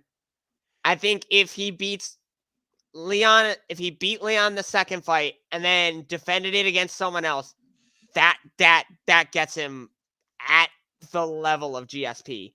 Okay. But for now, even though that didn't happen, I would still say it's GSP 1, Usman 2. I think that's Oh, absolutely. even though, and I would still say the gap between GSP and Usman is not that big. It's medium. It's small, but I just don't think there's any way that Okay. Usman can get that back. Okay. Yeah, I agree. So what if Adesanya regains the belt? If Adesanya regains the belt, right? Mhm. What would he have to do to close the gap on Anderson Silva? Oh God. 'Cause Again, loaded fucking question, Josh. Come on. I Hey. will give you this. That's part of what we do here on Pushback. Izzy was closer to Silva than Usman was to GSP. Oh, I disagree with you on that. I think Usman was closer to GSP. Really? I mean, Anderson. Because how was Israel winning most of his fights? He went to a decision against Costa. He went to a decision against Yoel Romero. He went to a decision against. No, he knocked out Costa in the second round. Oh yeah, that's right. But he went to Vettori. He went to decision with Vettori, Whitaker. I think Whitaker both fights. No, he got the knockout against Whitaker in the first fight, but he did okay. But Usman, I think, was winning his fights in a more dominant fashion.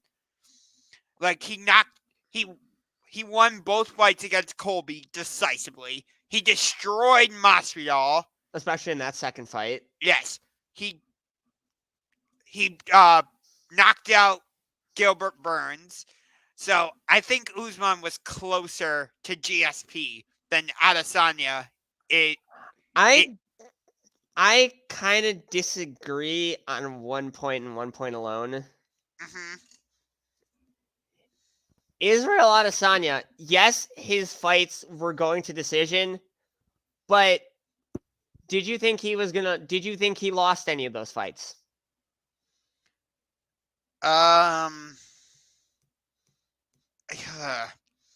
Exactly. Yeah, but still, like, Usman. Well, no, you could have made an argument that Whitaker won the rematch, actually. I disagree. See, this is part of the reason why we have our show, because you and I can just, like, talk about this type of stuff for hours. But, like, Izzy was closer to Silva for a few reasons. One, he, no matter how the fight went, Izzy put on a bigger showing than a lot of people gave him credit for. And even then, a lot of Silva's title defenses, yes, he had some great finishes, but look at some of his later defenses. Most of them went to a decision. Hell, Dana White even walked out on one of Anderson Silva's fights because of what Silva was doing. That's why I have him closer. That's why I have Izzy closer to Silva. All right. I'm actually going to pose the question in the UFC chat on our Discord server. How do you... It's such a good thing to talk about. Yeah. Who was close? I'm going to phrase the question like this. Who was closer to the GOAT in their respective divisions? I'll put it like that. All Um, right. and then Uz- Uzman to GSP, or Yeah, 'cause that's oh my god, that's such a. Izzy to Silva. I think a lot of people in our server are going to be split on that because there's different reasons why people have certain people in those positions. I'm gonna ping you twice in the server, but you'll see why. Okay. Well, you're pinging me for the show, and then you're pinging me for the other thing. Right.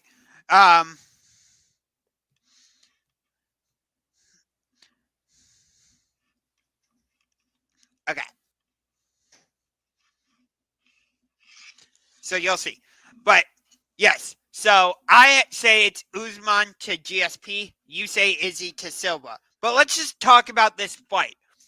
Because Izzy has to get the belt back. yes. If he doesn't get the belt back here, I don't think he'll ever get it back. Bork even just responded in the server and he goes, he had the same reaction you did. He goes, damn, that's a loaded question. It's absolutely a loaded question. That's what I like, though. You're welcome. As of right now, John Jones is the clear Pound for pound goat, yes. Yes. But Dalton's, does he still keep over? Does he still keep that position as light heavyweight goat, or would you put someone else over him because he's the pound for pound goat? Dalton goes, they'll never be GOAT status. That's my answer. That's kind of a cop-out answer, don't you think? Yeah, that's a cop-out. But flyweight, I would say the GOAT is Demetrius. DJ. Yeah, DJ.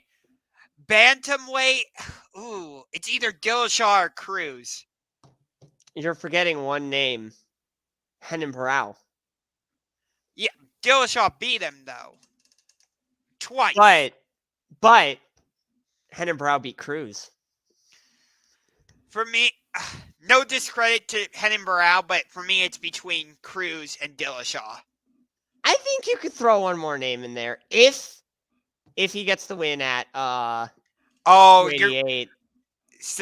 Aljo? No. Cejudo? Triple C. No way. You don't think? No. He was a double champ. So he only defended the bantamweight belt twice. I mean, yeah, but at the same time, I think you can put him up there. No.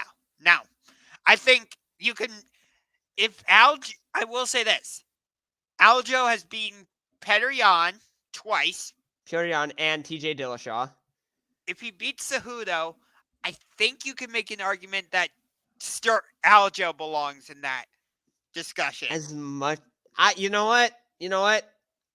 I was gonna disagree, but I can't find a counter argument. Bork says Izzy to Silva. I have a better counter argument for Cejudo over Dominic Cruz than I do for Aljo Aljo GOAT status. You know who else you could throw in the bantamweight GOAT discussion? Who? The California Kid, Uriah Faber. Did he win the title though? I believe so. He's in the UFC Hall of Fame. Well, yeah, he's also a coach. So I hate to hesitate with him, but I'm hesitating on Uriah Faber because I don't know if he's won a title. Let's see. Oh, Borg. I already have Aldo as featherweight GOAT, so yeah, I would agree. Aldo is, but there's one man that is super close to closing in on him. Not Connor. No, Volk. Oh yeah, Volkanovski for sure. How could you forget about Alexander the Great? No, I didn't forget about Volkanovski, but I I thought you were No, going to say Connor never even defended the belt. okay. All right, so Here's how I go for okay, featherweight. so let's go division at a time. So right now you've got what is best at getting into stuff? She you'll see when you play it back at this point. She fell off her cat tree. Oh no. The poor thing. Okay. Come here. So far for our goats by division, we've got DJ Demetrius Johnson Yep. at bantam. I will agree with you on TJ Dillashaw. Okay, so we're gonna go Dillashaw for bantamweight, but I think you could make an all I will say is I think an argument could be made for Dominic Cruz. I hesitate because he lost to Henan Barrow Okay. twice, actually. Yeah. Okay. So we'll say Dominic Cruz is an honorary mention. Is that fair? Yes. Okay. You did make a good case for Henan Barrow, so we'll say he is a honorary mention as well. Fair? There's 3 for featherweight. You could make a case for each and every one of them. Okay. Aldo, Volk, Max. okay. So yes, Max lost to Volk, but Aldo lost to Max. yes. So I don't know. I really don't know. Is Aldo the clear-cut GOAT at featherweight? I think because of how long he spent as champion in that division, how many times he's held the belt, how many people he's faced, you kind of have to give it to him. Yes, but at one point, yes, Volk is the better fighter, but he needs more time with the belt. He needs more defenses. He needs more of a reign to put him over all. 5-1 Penguins. Oh, Malkin. Yes. Gino is score. Okay. Let's see. Okay, we'll get to welterweight. Okay, so who do you have at lightweight? Lightweight. Oh, this is easy. Khabib. That is true. I low-key forgot Khabib was 29-0. Are you kidding me? Yes, 29-0, but I can only remember him for one fight. The Conor fight. Okay. So that kind of makes him a boring champion. He also I know he had fights against Gaethje, Poirier. He would have had a fight against what's his name? Tony. But that fight kept getting cursed. Who else can you put in the lightweight argument though? Not Eddie Alvarez. I wouldn't include Dos Anjos in there. How about a guy who, has the longest in-ring time at lightweight? Showtime? Or in octagon time. No, not Showtime. Pettis. Cowboy. I know him more as a welterweight. He spent a lot of freaking time at lightweight. I know, but I feel like he's also a former lightweight champion. He just got named to the UFC Hall of Fame also. And he retired earlier this year, I think, or was it last year? I don't remember, but for me it's Khabib. I will agree with you on Khabib. Okay, so welterweight, I think we agree it's GSP, but I would say Usman is right there. Usman's definitely right there. Okay, so we agree on welterweight. I think we agree on middleweight also that it's Silva. That is absolutely Silva with Izzy right on his neck. Okay. Light heavyweight. Wait. Let me put one other name in the middleweight discussion. Not that I don't think he'll ever he won't reach the level of Adesanya or Silva. I need to hear this one. What about Michael Bisping? He lost to GSP. Yes, but I feel like Bisping needs to at least be mentioned. I get it. I'm not saying he'll ever be at the level of Adesanya or Silva, but I felt like he needs to be a mention in there. But then, if you're gonna mention him, Luke Rockhold, Chris Weidman, Okay, because fair. Rockhold beat Bisping in their first fight. Yes, but Bisping came back and beat him for the title on only 2 weeks' notice, and then he came back and beat Dan Henderson in his first title defense. I forgot Dan Henderson. Yeah. All right, For we'll get to heavyweight. Oh, absolutely. We're gonna have a lot to talk about with heavyweight because that's our boy. Wait. Are we gonna go through like the women's divisions too with this? We'll do the women's after the men's. Okay.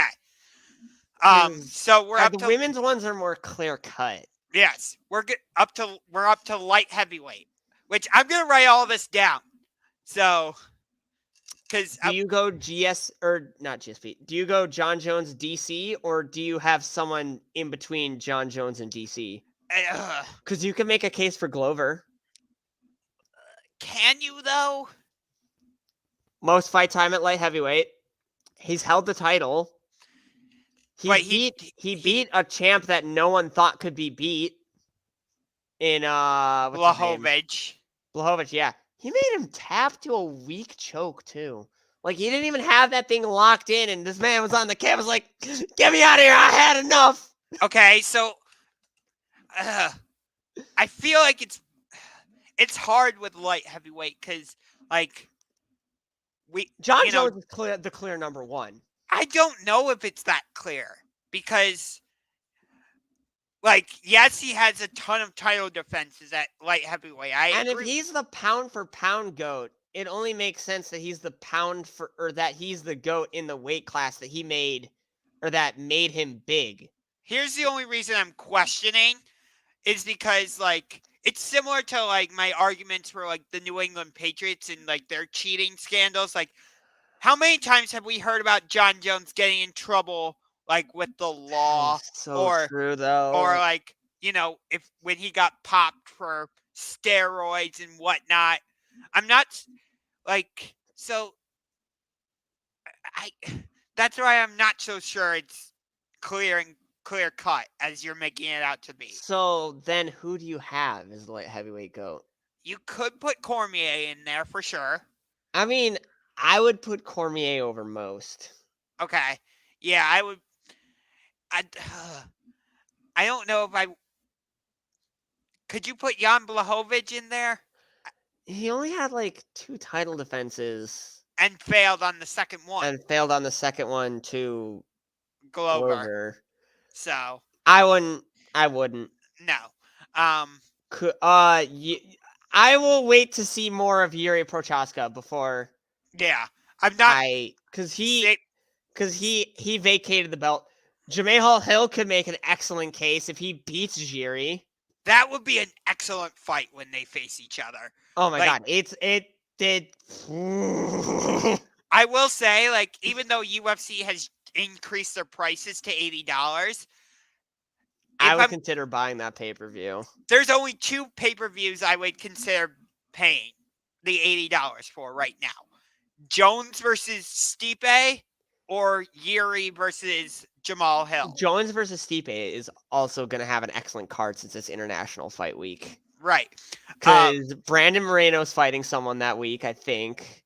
I don't think any fights have been announced for that yet. Okay. No, there have been a few announced for 290. I want to say one of them I want to say one of the women's titles is on the line. It would have to be the strawweight it would have to be the strawweight. I mean, Zhang Weili, I'd like to see her do more with the belt. I don't think she faces Rose again because Rose beat her twice. Yeah, no. But okay, we'll get to the women's GOATs in a minute. Heavyweight, for heavyweight, is there really anybody else? Well, if Jones makes no. He's gotta defend it successfully 3 times in a row. Yes. And no heavyweight has ever done that. Not Brock. Not Kane. Not Kane. Not Fabricio. Not even the guy Brock took it from. Randy Couture. Not Frank Mir. Frank Mir never held the title. He might have.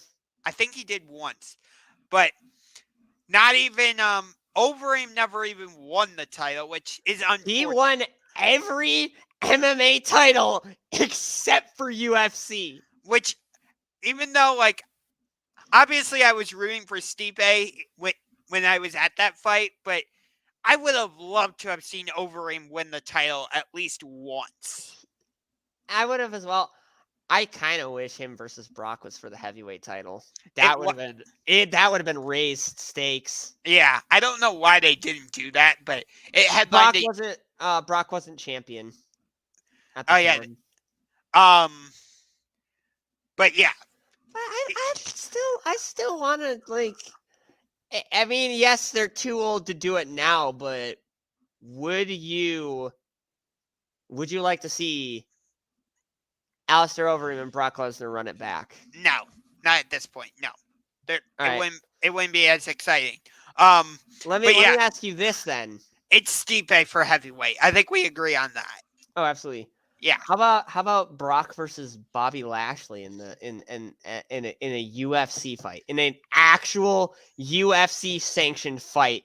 Because they both have MMA training. They're both former MMA heavyweight champions, with Bobby winning the Bellator heavyweight belt and Brock I know. At this point, no. Do you think? Do you think they're too old for it? Yeah. I mean, you could put it on the undercard of like UFC 300.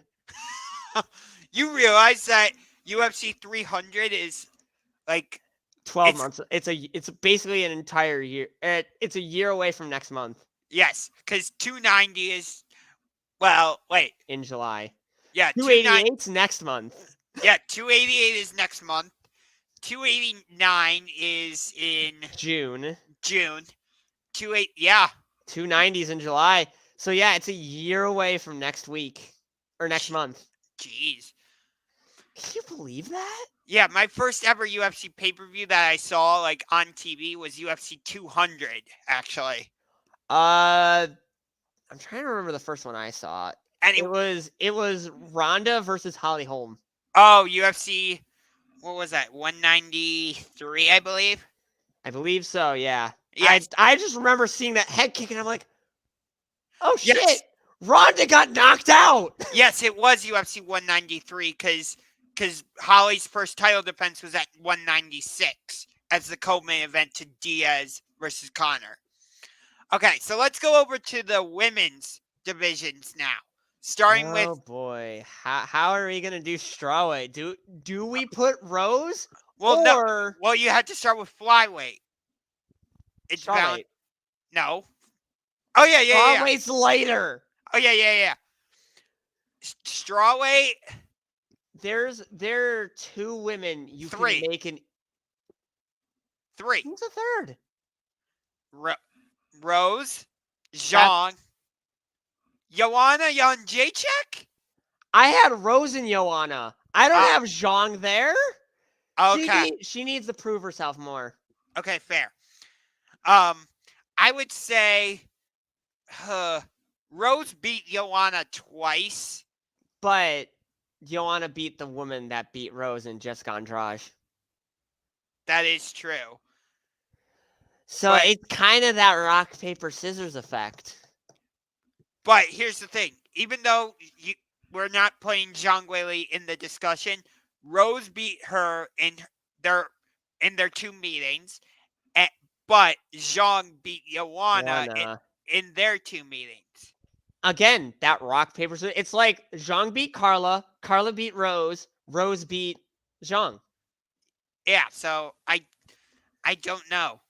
I don't know how to approach this. It's like I'm giving it to Joanna just because she was a menace before Rose beat her. Yeah, I think I'm gonna give the slight edge, like a 50. I'd have to say like 51-40. It's actually, I'm gonna give it 50.5, 49.5. Okay. All right, so I think we agree on Joanna. Yes, Okay, flyweight. This is easy. It's Valentina. easily. The division was basically created for her. Yes. But although she's not the champion, it's Aspen Ladd. Because remember, Valentina lost in her last She fight. didn't lose to Aspen Ladd. She lost to someone else. No, she didn't. Oh, it's not Aspen Ladd. Alexa Grasso. Yes, I was saying Alexa Grasso. Yeah. And then for bantamweight, it's easy. It's Nunes. There's no other name you could even put in the conversation. Every name that you can think of, Misha Tate, Holly Holm, Ronda. Who's Nunes. beating all three of them? Yeah, Nunes. Which apparently the main event for UFC 289, which is going to be in Vancouver, is rumored to be the trilogy fight between Pena and Nunes. Did they really need a trilogy, though? No! They don't need a trilogy. Nunes beat her convincingly the second fight. There's no need for a trilogy fight between them. There is no need. Are you out? Is Nunes out of women to beat? I mean, Penguins just beat the Red Wings 5-1. Hell yeah. I'll pull up the UFC app right now. Because, if there's no one for her to beat, it makes sense why they'd have a trilogy because, Okay. Pena did win. Let's see. Women's bantamweight. So you've got Raquel Pennington. Nunes beat her at number 2. Holly Holm is number 3. Nunes beat her. Ketlin Tate beat her too. Ketlin Vera is number 4. Nunes hasn't faced her yet. I think that would be a decent matchup for Nunes. You got Irene Aldana at number 5. Nunes has not faced her yet. Okay, so instead of a trilogy, why not have some of these other ones, And then after that, at number 6, you have Yana Santos. I have no idea who that is. I don't know. And then I don't know any of these other. I basically don't know any of these other girls except for Misha Tate, who's number 11 in the bantamweight division. Misha Tate is still fighting? Good for her. But other than that, I don't know who this number 7 contender is. Number 8 is Macy Chiasson. Don't know her. Number 9 is Carol Rosa. Don't know her. Never heard of her. Let's see. Yes, we know Jones is a heavyweight. But he's only ever had one fight at heavyweight. Right. And in his one fight, he knocked out Cyril Gane. So. Didn't knock him out. Made him tap. Oh, yeah. Well, either way, he defeated Cyril Gane. He finished him. Either way, he finished him. But still, I can't put him in the GOAT discussion. I'm not, he needs to have 3 consecutive defenses just to get there. So, and even then, Stipe has 4 total defenses, which is also more than any other UFC heavyweight. So, okay, so I'll give you the top 5 for pound for pound. Jones, Volkanovski. All right. You agree with both of those? I definitely do. Islam Makhachev is number 3. I could see that. Okay. Leon Edwards is number 4. You know what? I'd have Leon over Islam. Okay. Adesanya is number 5. He's above the champion in his own division. Pereira is number 6. Swap those two, because Pereira did beat Izzy, so he kind of deserves that spot. Aljo is number 7. Okay. Usman is number 8. All right, I can see that. Do Bronx, Charles Oliveira is number 9. Wow, the shade to Brandon Moreno, putting a bunch of non-champions in front of him. Yes, Moreno is number 10. I mean, at least he's in the top 10. Wait. Okay, then you don't get to the light heavyweight champion, Jamal Hill, until number 13. What? Yuri Prohaska's even ahead of him. Oh my god. I know he's new, but disrespect. Yuri so Moreno's 10. Prohaska is 11. Poirier is 12. Is Poirier that good though? And then after Jamal Hill, it's Whitaker and then Okay. Max. Okay, I can see that. Okay, and then let's see. Women. Let me go to the women's pound for pound. We Nunes know, is obviously number 1. yes, Nunes is 1. Grasso is 2.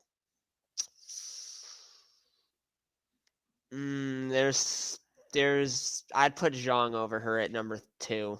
Zhang is 4. Who's above Zhang? Valentina. I could see that. Okay. Like, Rose is 5. Okay. what? No! Literally, Rose's last showing was one of the worst fights I'd seen. She deserves to be a bit lower. Juliana Pena is 6. I could see that. You don't. Carla Esparza is 7. Given that she did lose to Zhang, I could see that. Andrade is 8. Is she still fighting? I don't know. And then That's weird. And then Aaron Blanchfield is number 9. I don't know. Who? Yeah, that's what I'm asking. Who? Number 10 is Amanda Lemos. Who? Who? Number 11 is Manon Fiort or something. I don't know. Oh God, I can't even approach that name.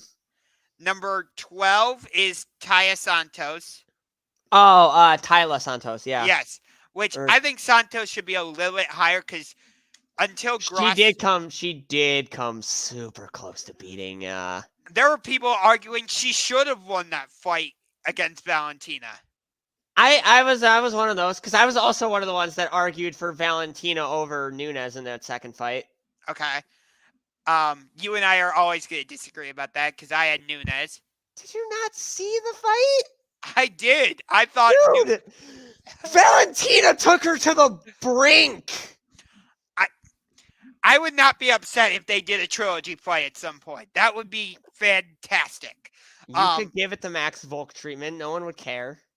Okay, Raquel Pennington. Well, actually, a lot of people would care. Raquel Pennington is number 13. Really? Yep. And then Marina Rodriguez is 14. And then Holly Holm is 15. Holly Holm is 15. Yes. I could see that. Okay. So,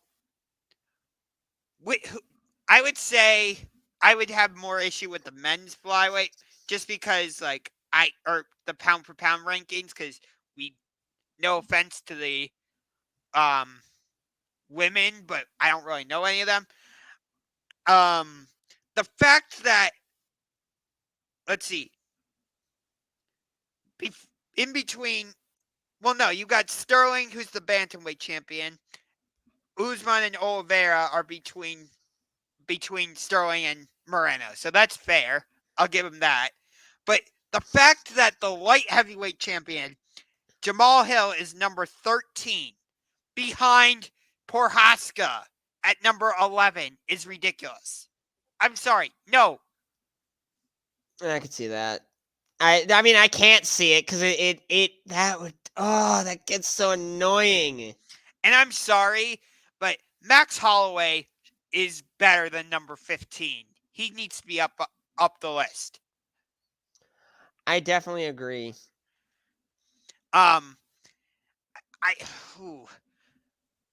know that Jones just came back and he became the heavyweight champion, but I would still say Volkanovski should be number 1. Really? Yes. Because he's still the featherweight champion. Other than his two fight, other than his fights against Holloway, or other than his first 2 fights against Holloway, like he's been dominant in every title fight he's had against Korean. Like we saw what he did to Korean Zombie. Oh my God.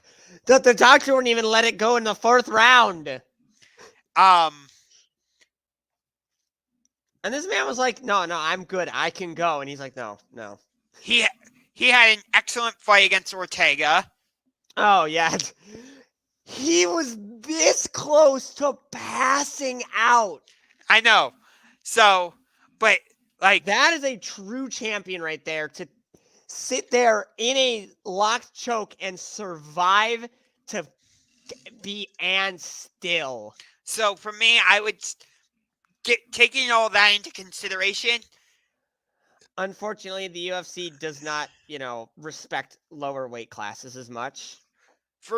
But Volkanovski was number 1 at pound for pound at one point after Usman lost. Very true.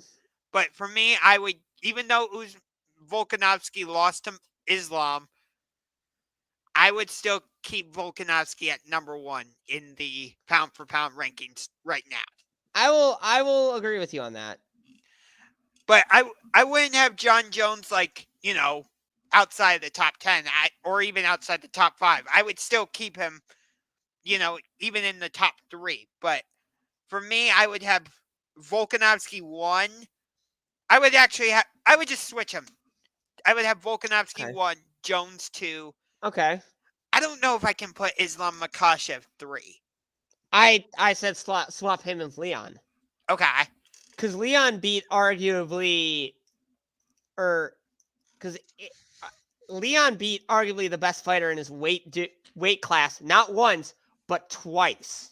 Actually, here's how my pound for pound top 5 would go. I'm just going to do top 5, okay? Okay. Volkanovski 1. All right.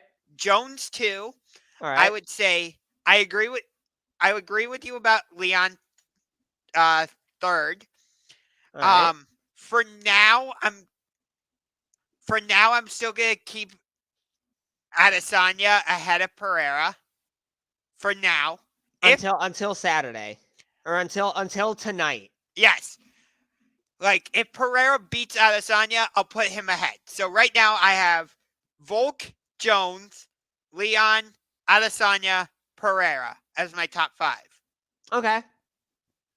I could see that. Okay, what's your top 5? So my number 1 is Volk. My number 2 is John Jones. So my number 3 is Leon. So we agree on our top 3. Yes. My number 4 is Pereira. Okay. And my number 5 is Jamahal Hill. Ooh, I can't put Jamal Hill that high until he's been making a freaking tear through the light heavyweight. Like before he even captured the title, a lot of people are saying like he's the biggest threat in the light heavyweight division, and he went out there and he proved it. I like him, but I want to see him because Yuri didn't get a chance to defend the title. No, this is going to be his defense. Well, this is going to be Jamahal Hill is going to have to face him. Yes, that's why I can't put. Part of the reason why I can't put Jamal Hill in my top 5 is because this isn't really. It won't feel like his belt until he beats Yuri. Correct. I could see that. Yeah, not that I would put Yuri in my top 5. I would put Yuri in my top 10 though. I'd have him in my top 10. But that's for me. That's why I can't put Jamal Hill. Yeah. I mean, we'll figure this. We'll see it. Yes. We'll wrap this show up soon, but we got some AEW stuff to talk about. We're not going to get to WWE today because that would just turn into us ranting for 20 minutes about why they should fire Vince. Exactly. But Jay White is all elite. So I want to throw this out there. and I want to hear your opinion on it, Josh. Did you really think he was going to go to WWE? There was talk. I read actually that WWE was planning, had a ton of Months of months. creative just for him to sign with AEW. Yes, Why do you think that he chose All because Elite over? easy Vince. Because Vince. But it was reported that he had signed this deal with AEW before WrestleMania. Maybe he knew that Vince was taking back control, creative control or something. But it's interesting how they did it, because Juice Robinson and Ricky were supposed to have their grudge match on Wednesday in Long Island. Right. And then that's when Switchblade's music hit, and they So he's still using his New Japan music. Yep. I have that song. I have his theme on my Spotify. It's such a good theme. Ooh, the Vegas Golden Knights and the Dallas Stars are facing each other right now on ESPN. That's going to be a good game. Yes! Look at which jerseys Dallas is wearing. Oh, yeah! Oh, I want the Stars to make the neon green jerseys their permanent home. Those would so much better than the regular green. I don't know about that. The regular green jerseys are amazing. Oh, they're really good, but you can't beat. Yeah, but anyway, so my hockey jerseys are the best. But the Bullet Club is back together. And not fully, because there's so many members of the Bullet Club that you can't really call it back together. Because but the Bullet Club is in AEW now. Part of it, yeah. Well, most of it, yes. Because Kenny's not going to rejoin the Bullet Club because he's caught up in this Elite versus Blackpool Combat Club. So it could lead to, the Bullet Club helping the Elite because Bullet Club. Well, no, because Juice Robinson and Switchblade are heels. That is true. Which I wonder if they're somehow going to try and stretch out this feud until Double or Nothing, which I'm sorry. They could end up doing a tag team match: Juice Robinson and Switchblade Jay White versus Ricky Starks and Action Andretti. Is that really pay-per-view though? It could open the show, or you could put it on the pre-card. No. It doesn't feel right. Ricky Starks is coming off of this massive win against Jericho at Revolution. I'm disappointed that now he's in this program with Juice Robinson. Yes, right. Jay White is part of it now, but still, it doesn't feel like they built on the momentum. I definitely agree. Now, another thing is is the Bullet Club without the GOD, the Good Brothers, or AJ Styles? I mean, because Tama Tonga and Carl Anderson alongside Finn Balor are founding members. True. Which, speaking of that, I still disagree with the decision to have Edge win at the Hell in a Cell match. I think Finn should have. Apparently, the original plan was to have Finn win, but because his head got busted open, basically, they had to rush the finish, and so they just said, "Okay, we're gonna have Edge win."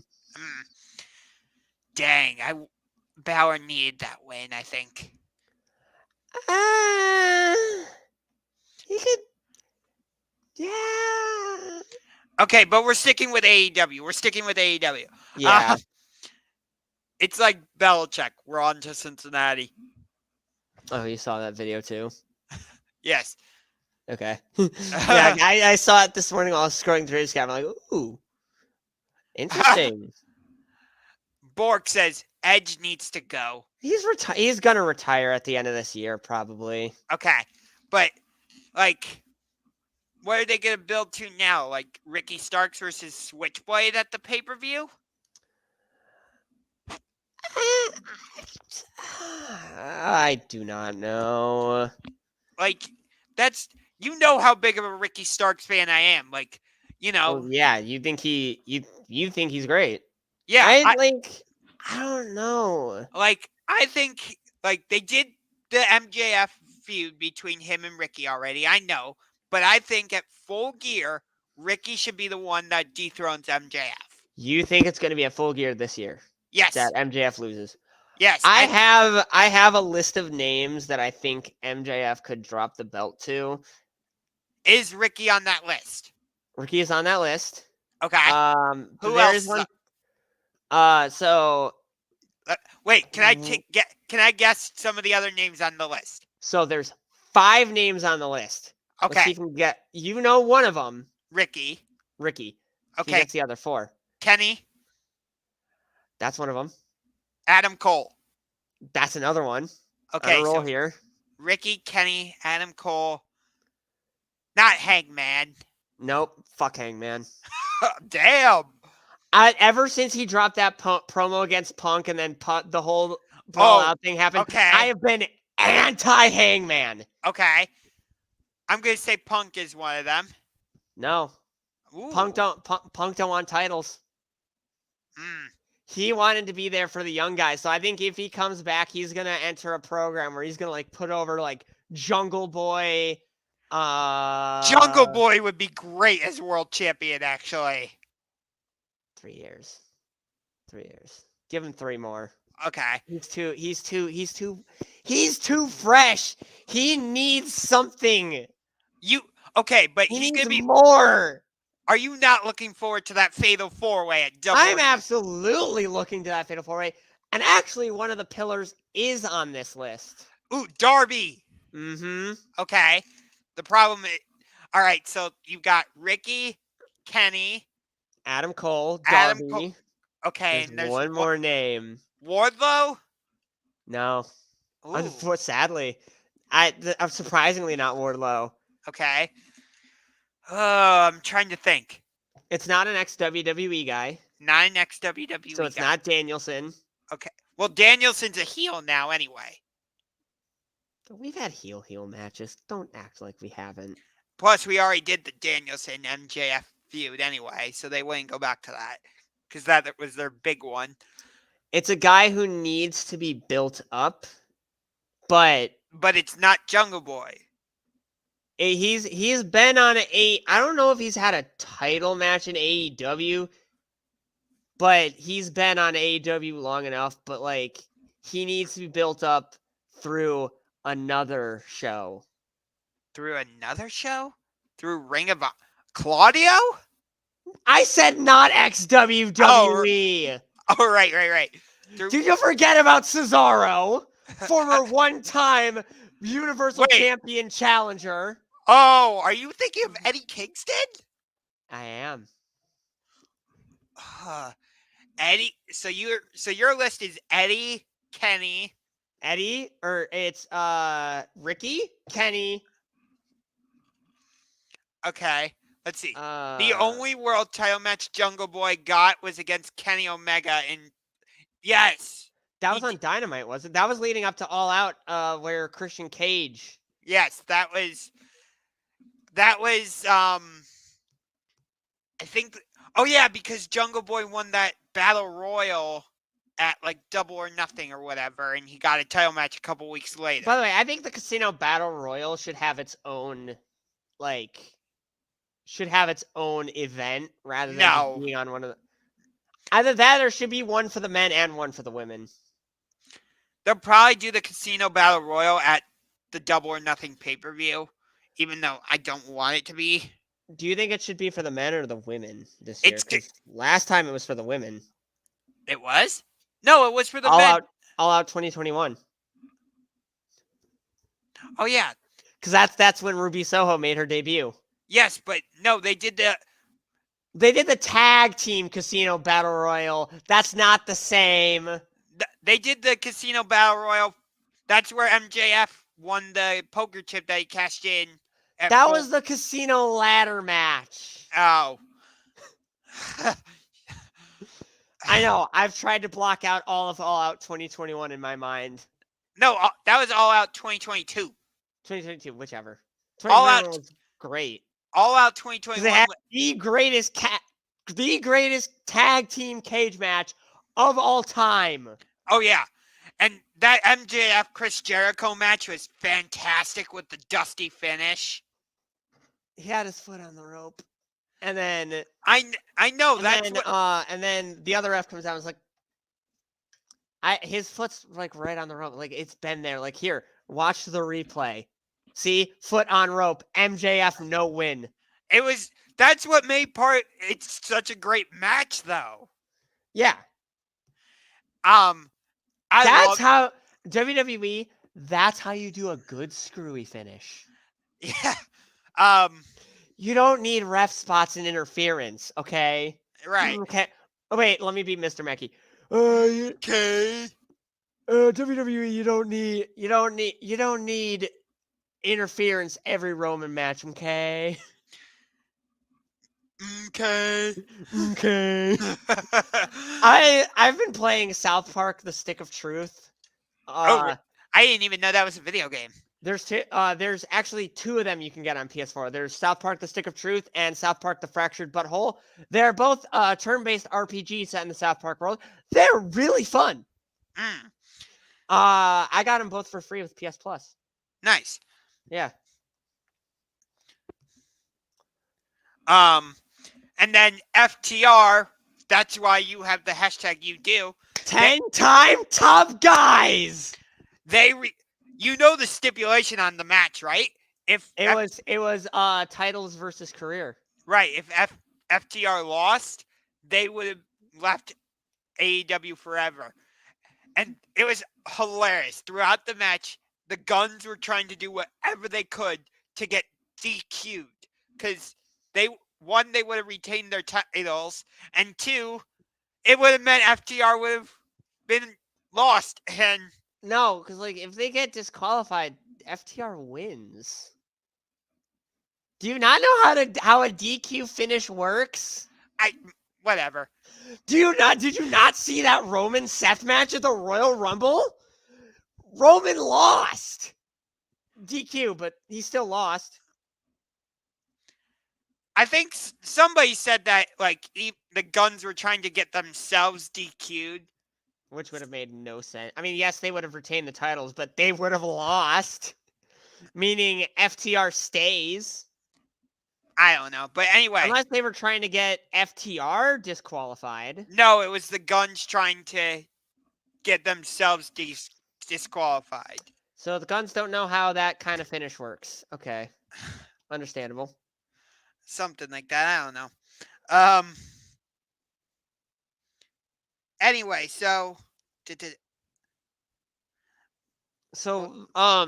and then also Tony Khan had a major announcement, which we all thought was going to be not that major, but it turned out actually to be something very big, in fact. Yes, because I guess they are, in fact, getting rid of All Out. And they're bringing, or we'll see if it's like a permanent thing. But this year, they're doing All In, which was it was a Ring of Honor sponsored pay-per-view that started AEW, basically. Right. And when Tony Khan was talking about that, he did mention Cody Rhodes' name. Well, of course. WWE doesn't mention AEW, but AEW does mention WWE. Which I do find interesting. But anyway, yeah, so they're doing it at Wembley Stadium. I believe it's in London? Yes. Yeah. So, I should be able to watch that because that's August 27th, I believe. They determined. If you're gonna host, I'll be there. You know I'll be. I will fight it. I will walk to your house. I don't know how far it will take me. It might take me the entire week, but I will get there. All right, just because you said that, I'm gonna look it up on Google Maps and see how long it would take. All right. Hold on. Actually, I'll do that when we're off air. I want Yeah, you don't want anyone knowing knowing where either of us live. right. No, there's a way I can do this. All right. So if you were to, it would take you 3.5 hours to walk from your apartment to my place. Oh, that's not bad. I've walked longer than that. When I used to go to a campground, and I used to walk around with my friends for like hours upon hours on end for seemingly no reason, just walk around, talk, have Okay. fun. So, but here's the thing. AEW this coming week is going to be in Milwaukee. The next week they'll be in Pittsburgh. In Okay. like 2 weeks, they're going to be in Detroit. All right. Aren't they missing a city? You're right. They're missing Pittsburgh, Pennsylvania. No, I said they're going to be in Pittsburgh. Oh, you're right. You're right. They're missing Columbus. Oh my God. Totally. No, they're missing Indianapolis. Oh, you're right. Why? Man, they're mixing Lexington, Kentucky. No, they're missing Cincinnati. God dang it, they're missing every part of West Virginia. I don't know cities in West Virginia. Morgantown. That is such a that's such a random city that is like, I can't help but laugh. University of West Virginia. But they're missing our hometown. You're right. They're missing Sandusky. They could do all out at Cedar Point now. Oh God, I should not post that one. We both live in Cleveland, Bork. Yes, we both live in Cleveland. It's just different parts of Cleveland. Right, which we will not get into. Yes. But yeah, let me get this straight, AEW. You're going to Milwaukee. You're going to Pittsburgh. In a couple weeks, after randomly going down to Sunrise, you're going to be up in Detroit. But you're not coming to Cleveland? Is it because you came to Cleveland twice last year? Like, hey, Cleveland has AEW fans too. If Monday Night Raw can come here, y'all can too. Hey, maybe Tony Khan's going to come out and say, yeah, we're going to do Full Gear in Cleveland. If they did that, it would be expensive, but yes, I'm willing to put everything on the line just to go. Especially from like if we can pull our resources together, come on. That is true. We did it for Dynamite last time. That is true. Oh, that's right. There's a comedian coming to Cleveland tonight. I forgot. Which one? Burt Kreischer. Never heard of him. Darn, I should have looked into tickets for that. Damn it. I'm going out to dinner anyways. Because my sister and her boyfriend won't be for Easter because they're going to visit his family. So we're doing Easter dinner tonight. Got it. So, but I think we're going to wrap it up for today. Absolutely. Yes, which I just realized we forgot to do our classic intro at the beginning. So if you haven't done so already, make sure you punch that subscribe button like a UFC fighter. Hit the like button with the Judas Effect, courtesy of Chris Jericho. And which one are we going with today? We are going to hit the notification bell with the coup de grace, courtesy of the Demon Finn Balor. Okay. So we'll see you next time on. I don't know why I felt that one. I just did. I kind of liked it. By the way, maybe we will keep doing these shows on Saturdays because it gives us a lot of freedom. Yeah. Like no time constraints. Yeah. And we always hit about 2.5 hours, so maybe we'll just make that our time strength moving forward. I'm good with that. All right. So, but we'll see you next week. Yep. Peace.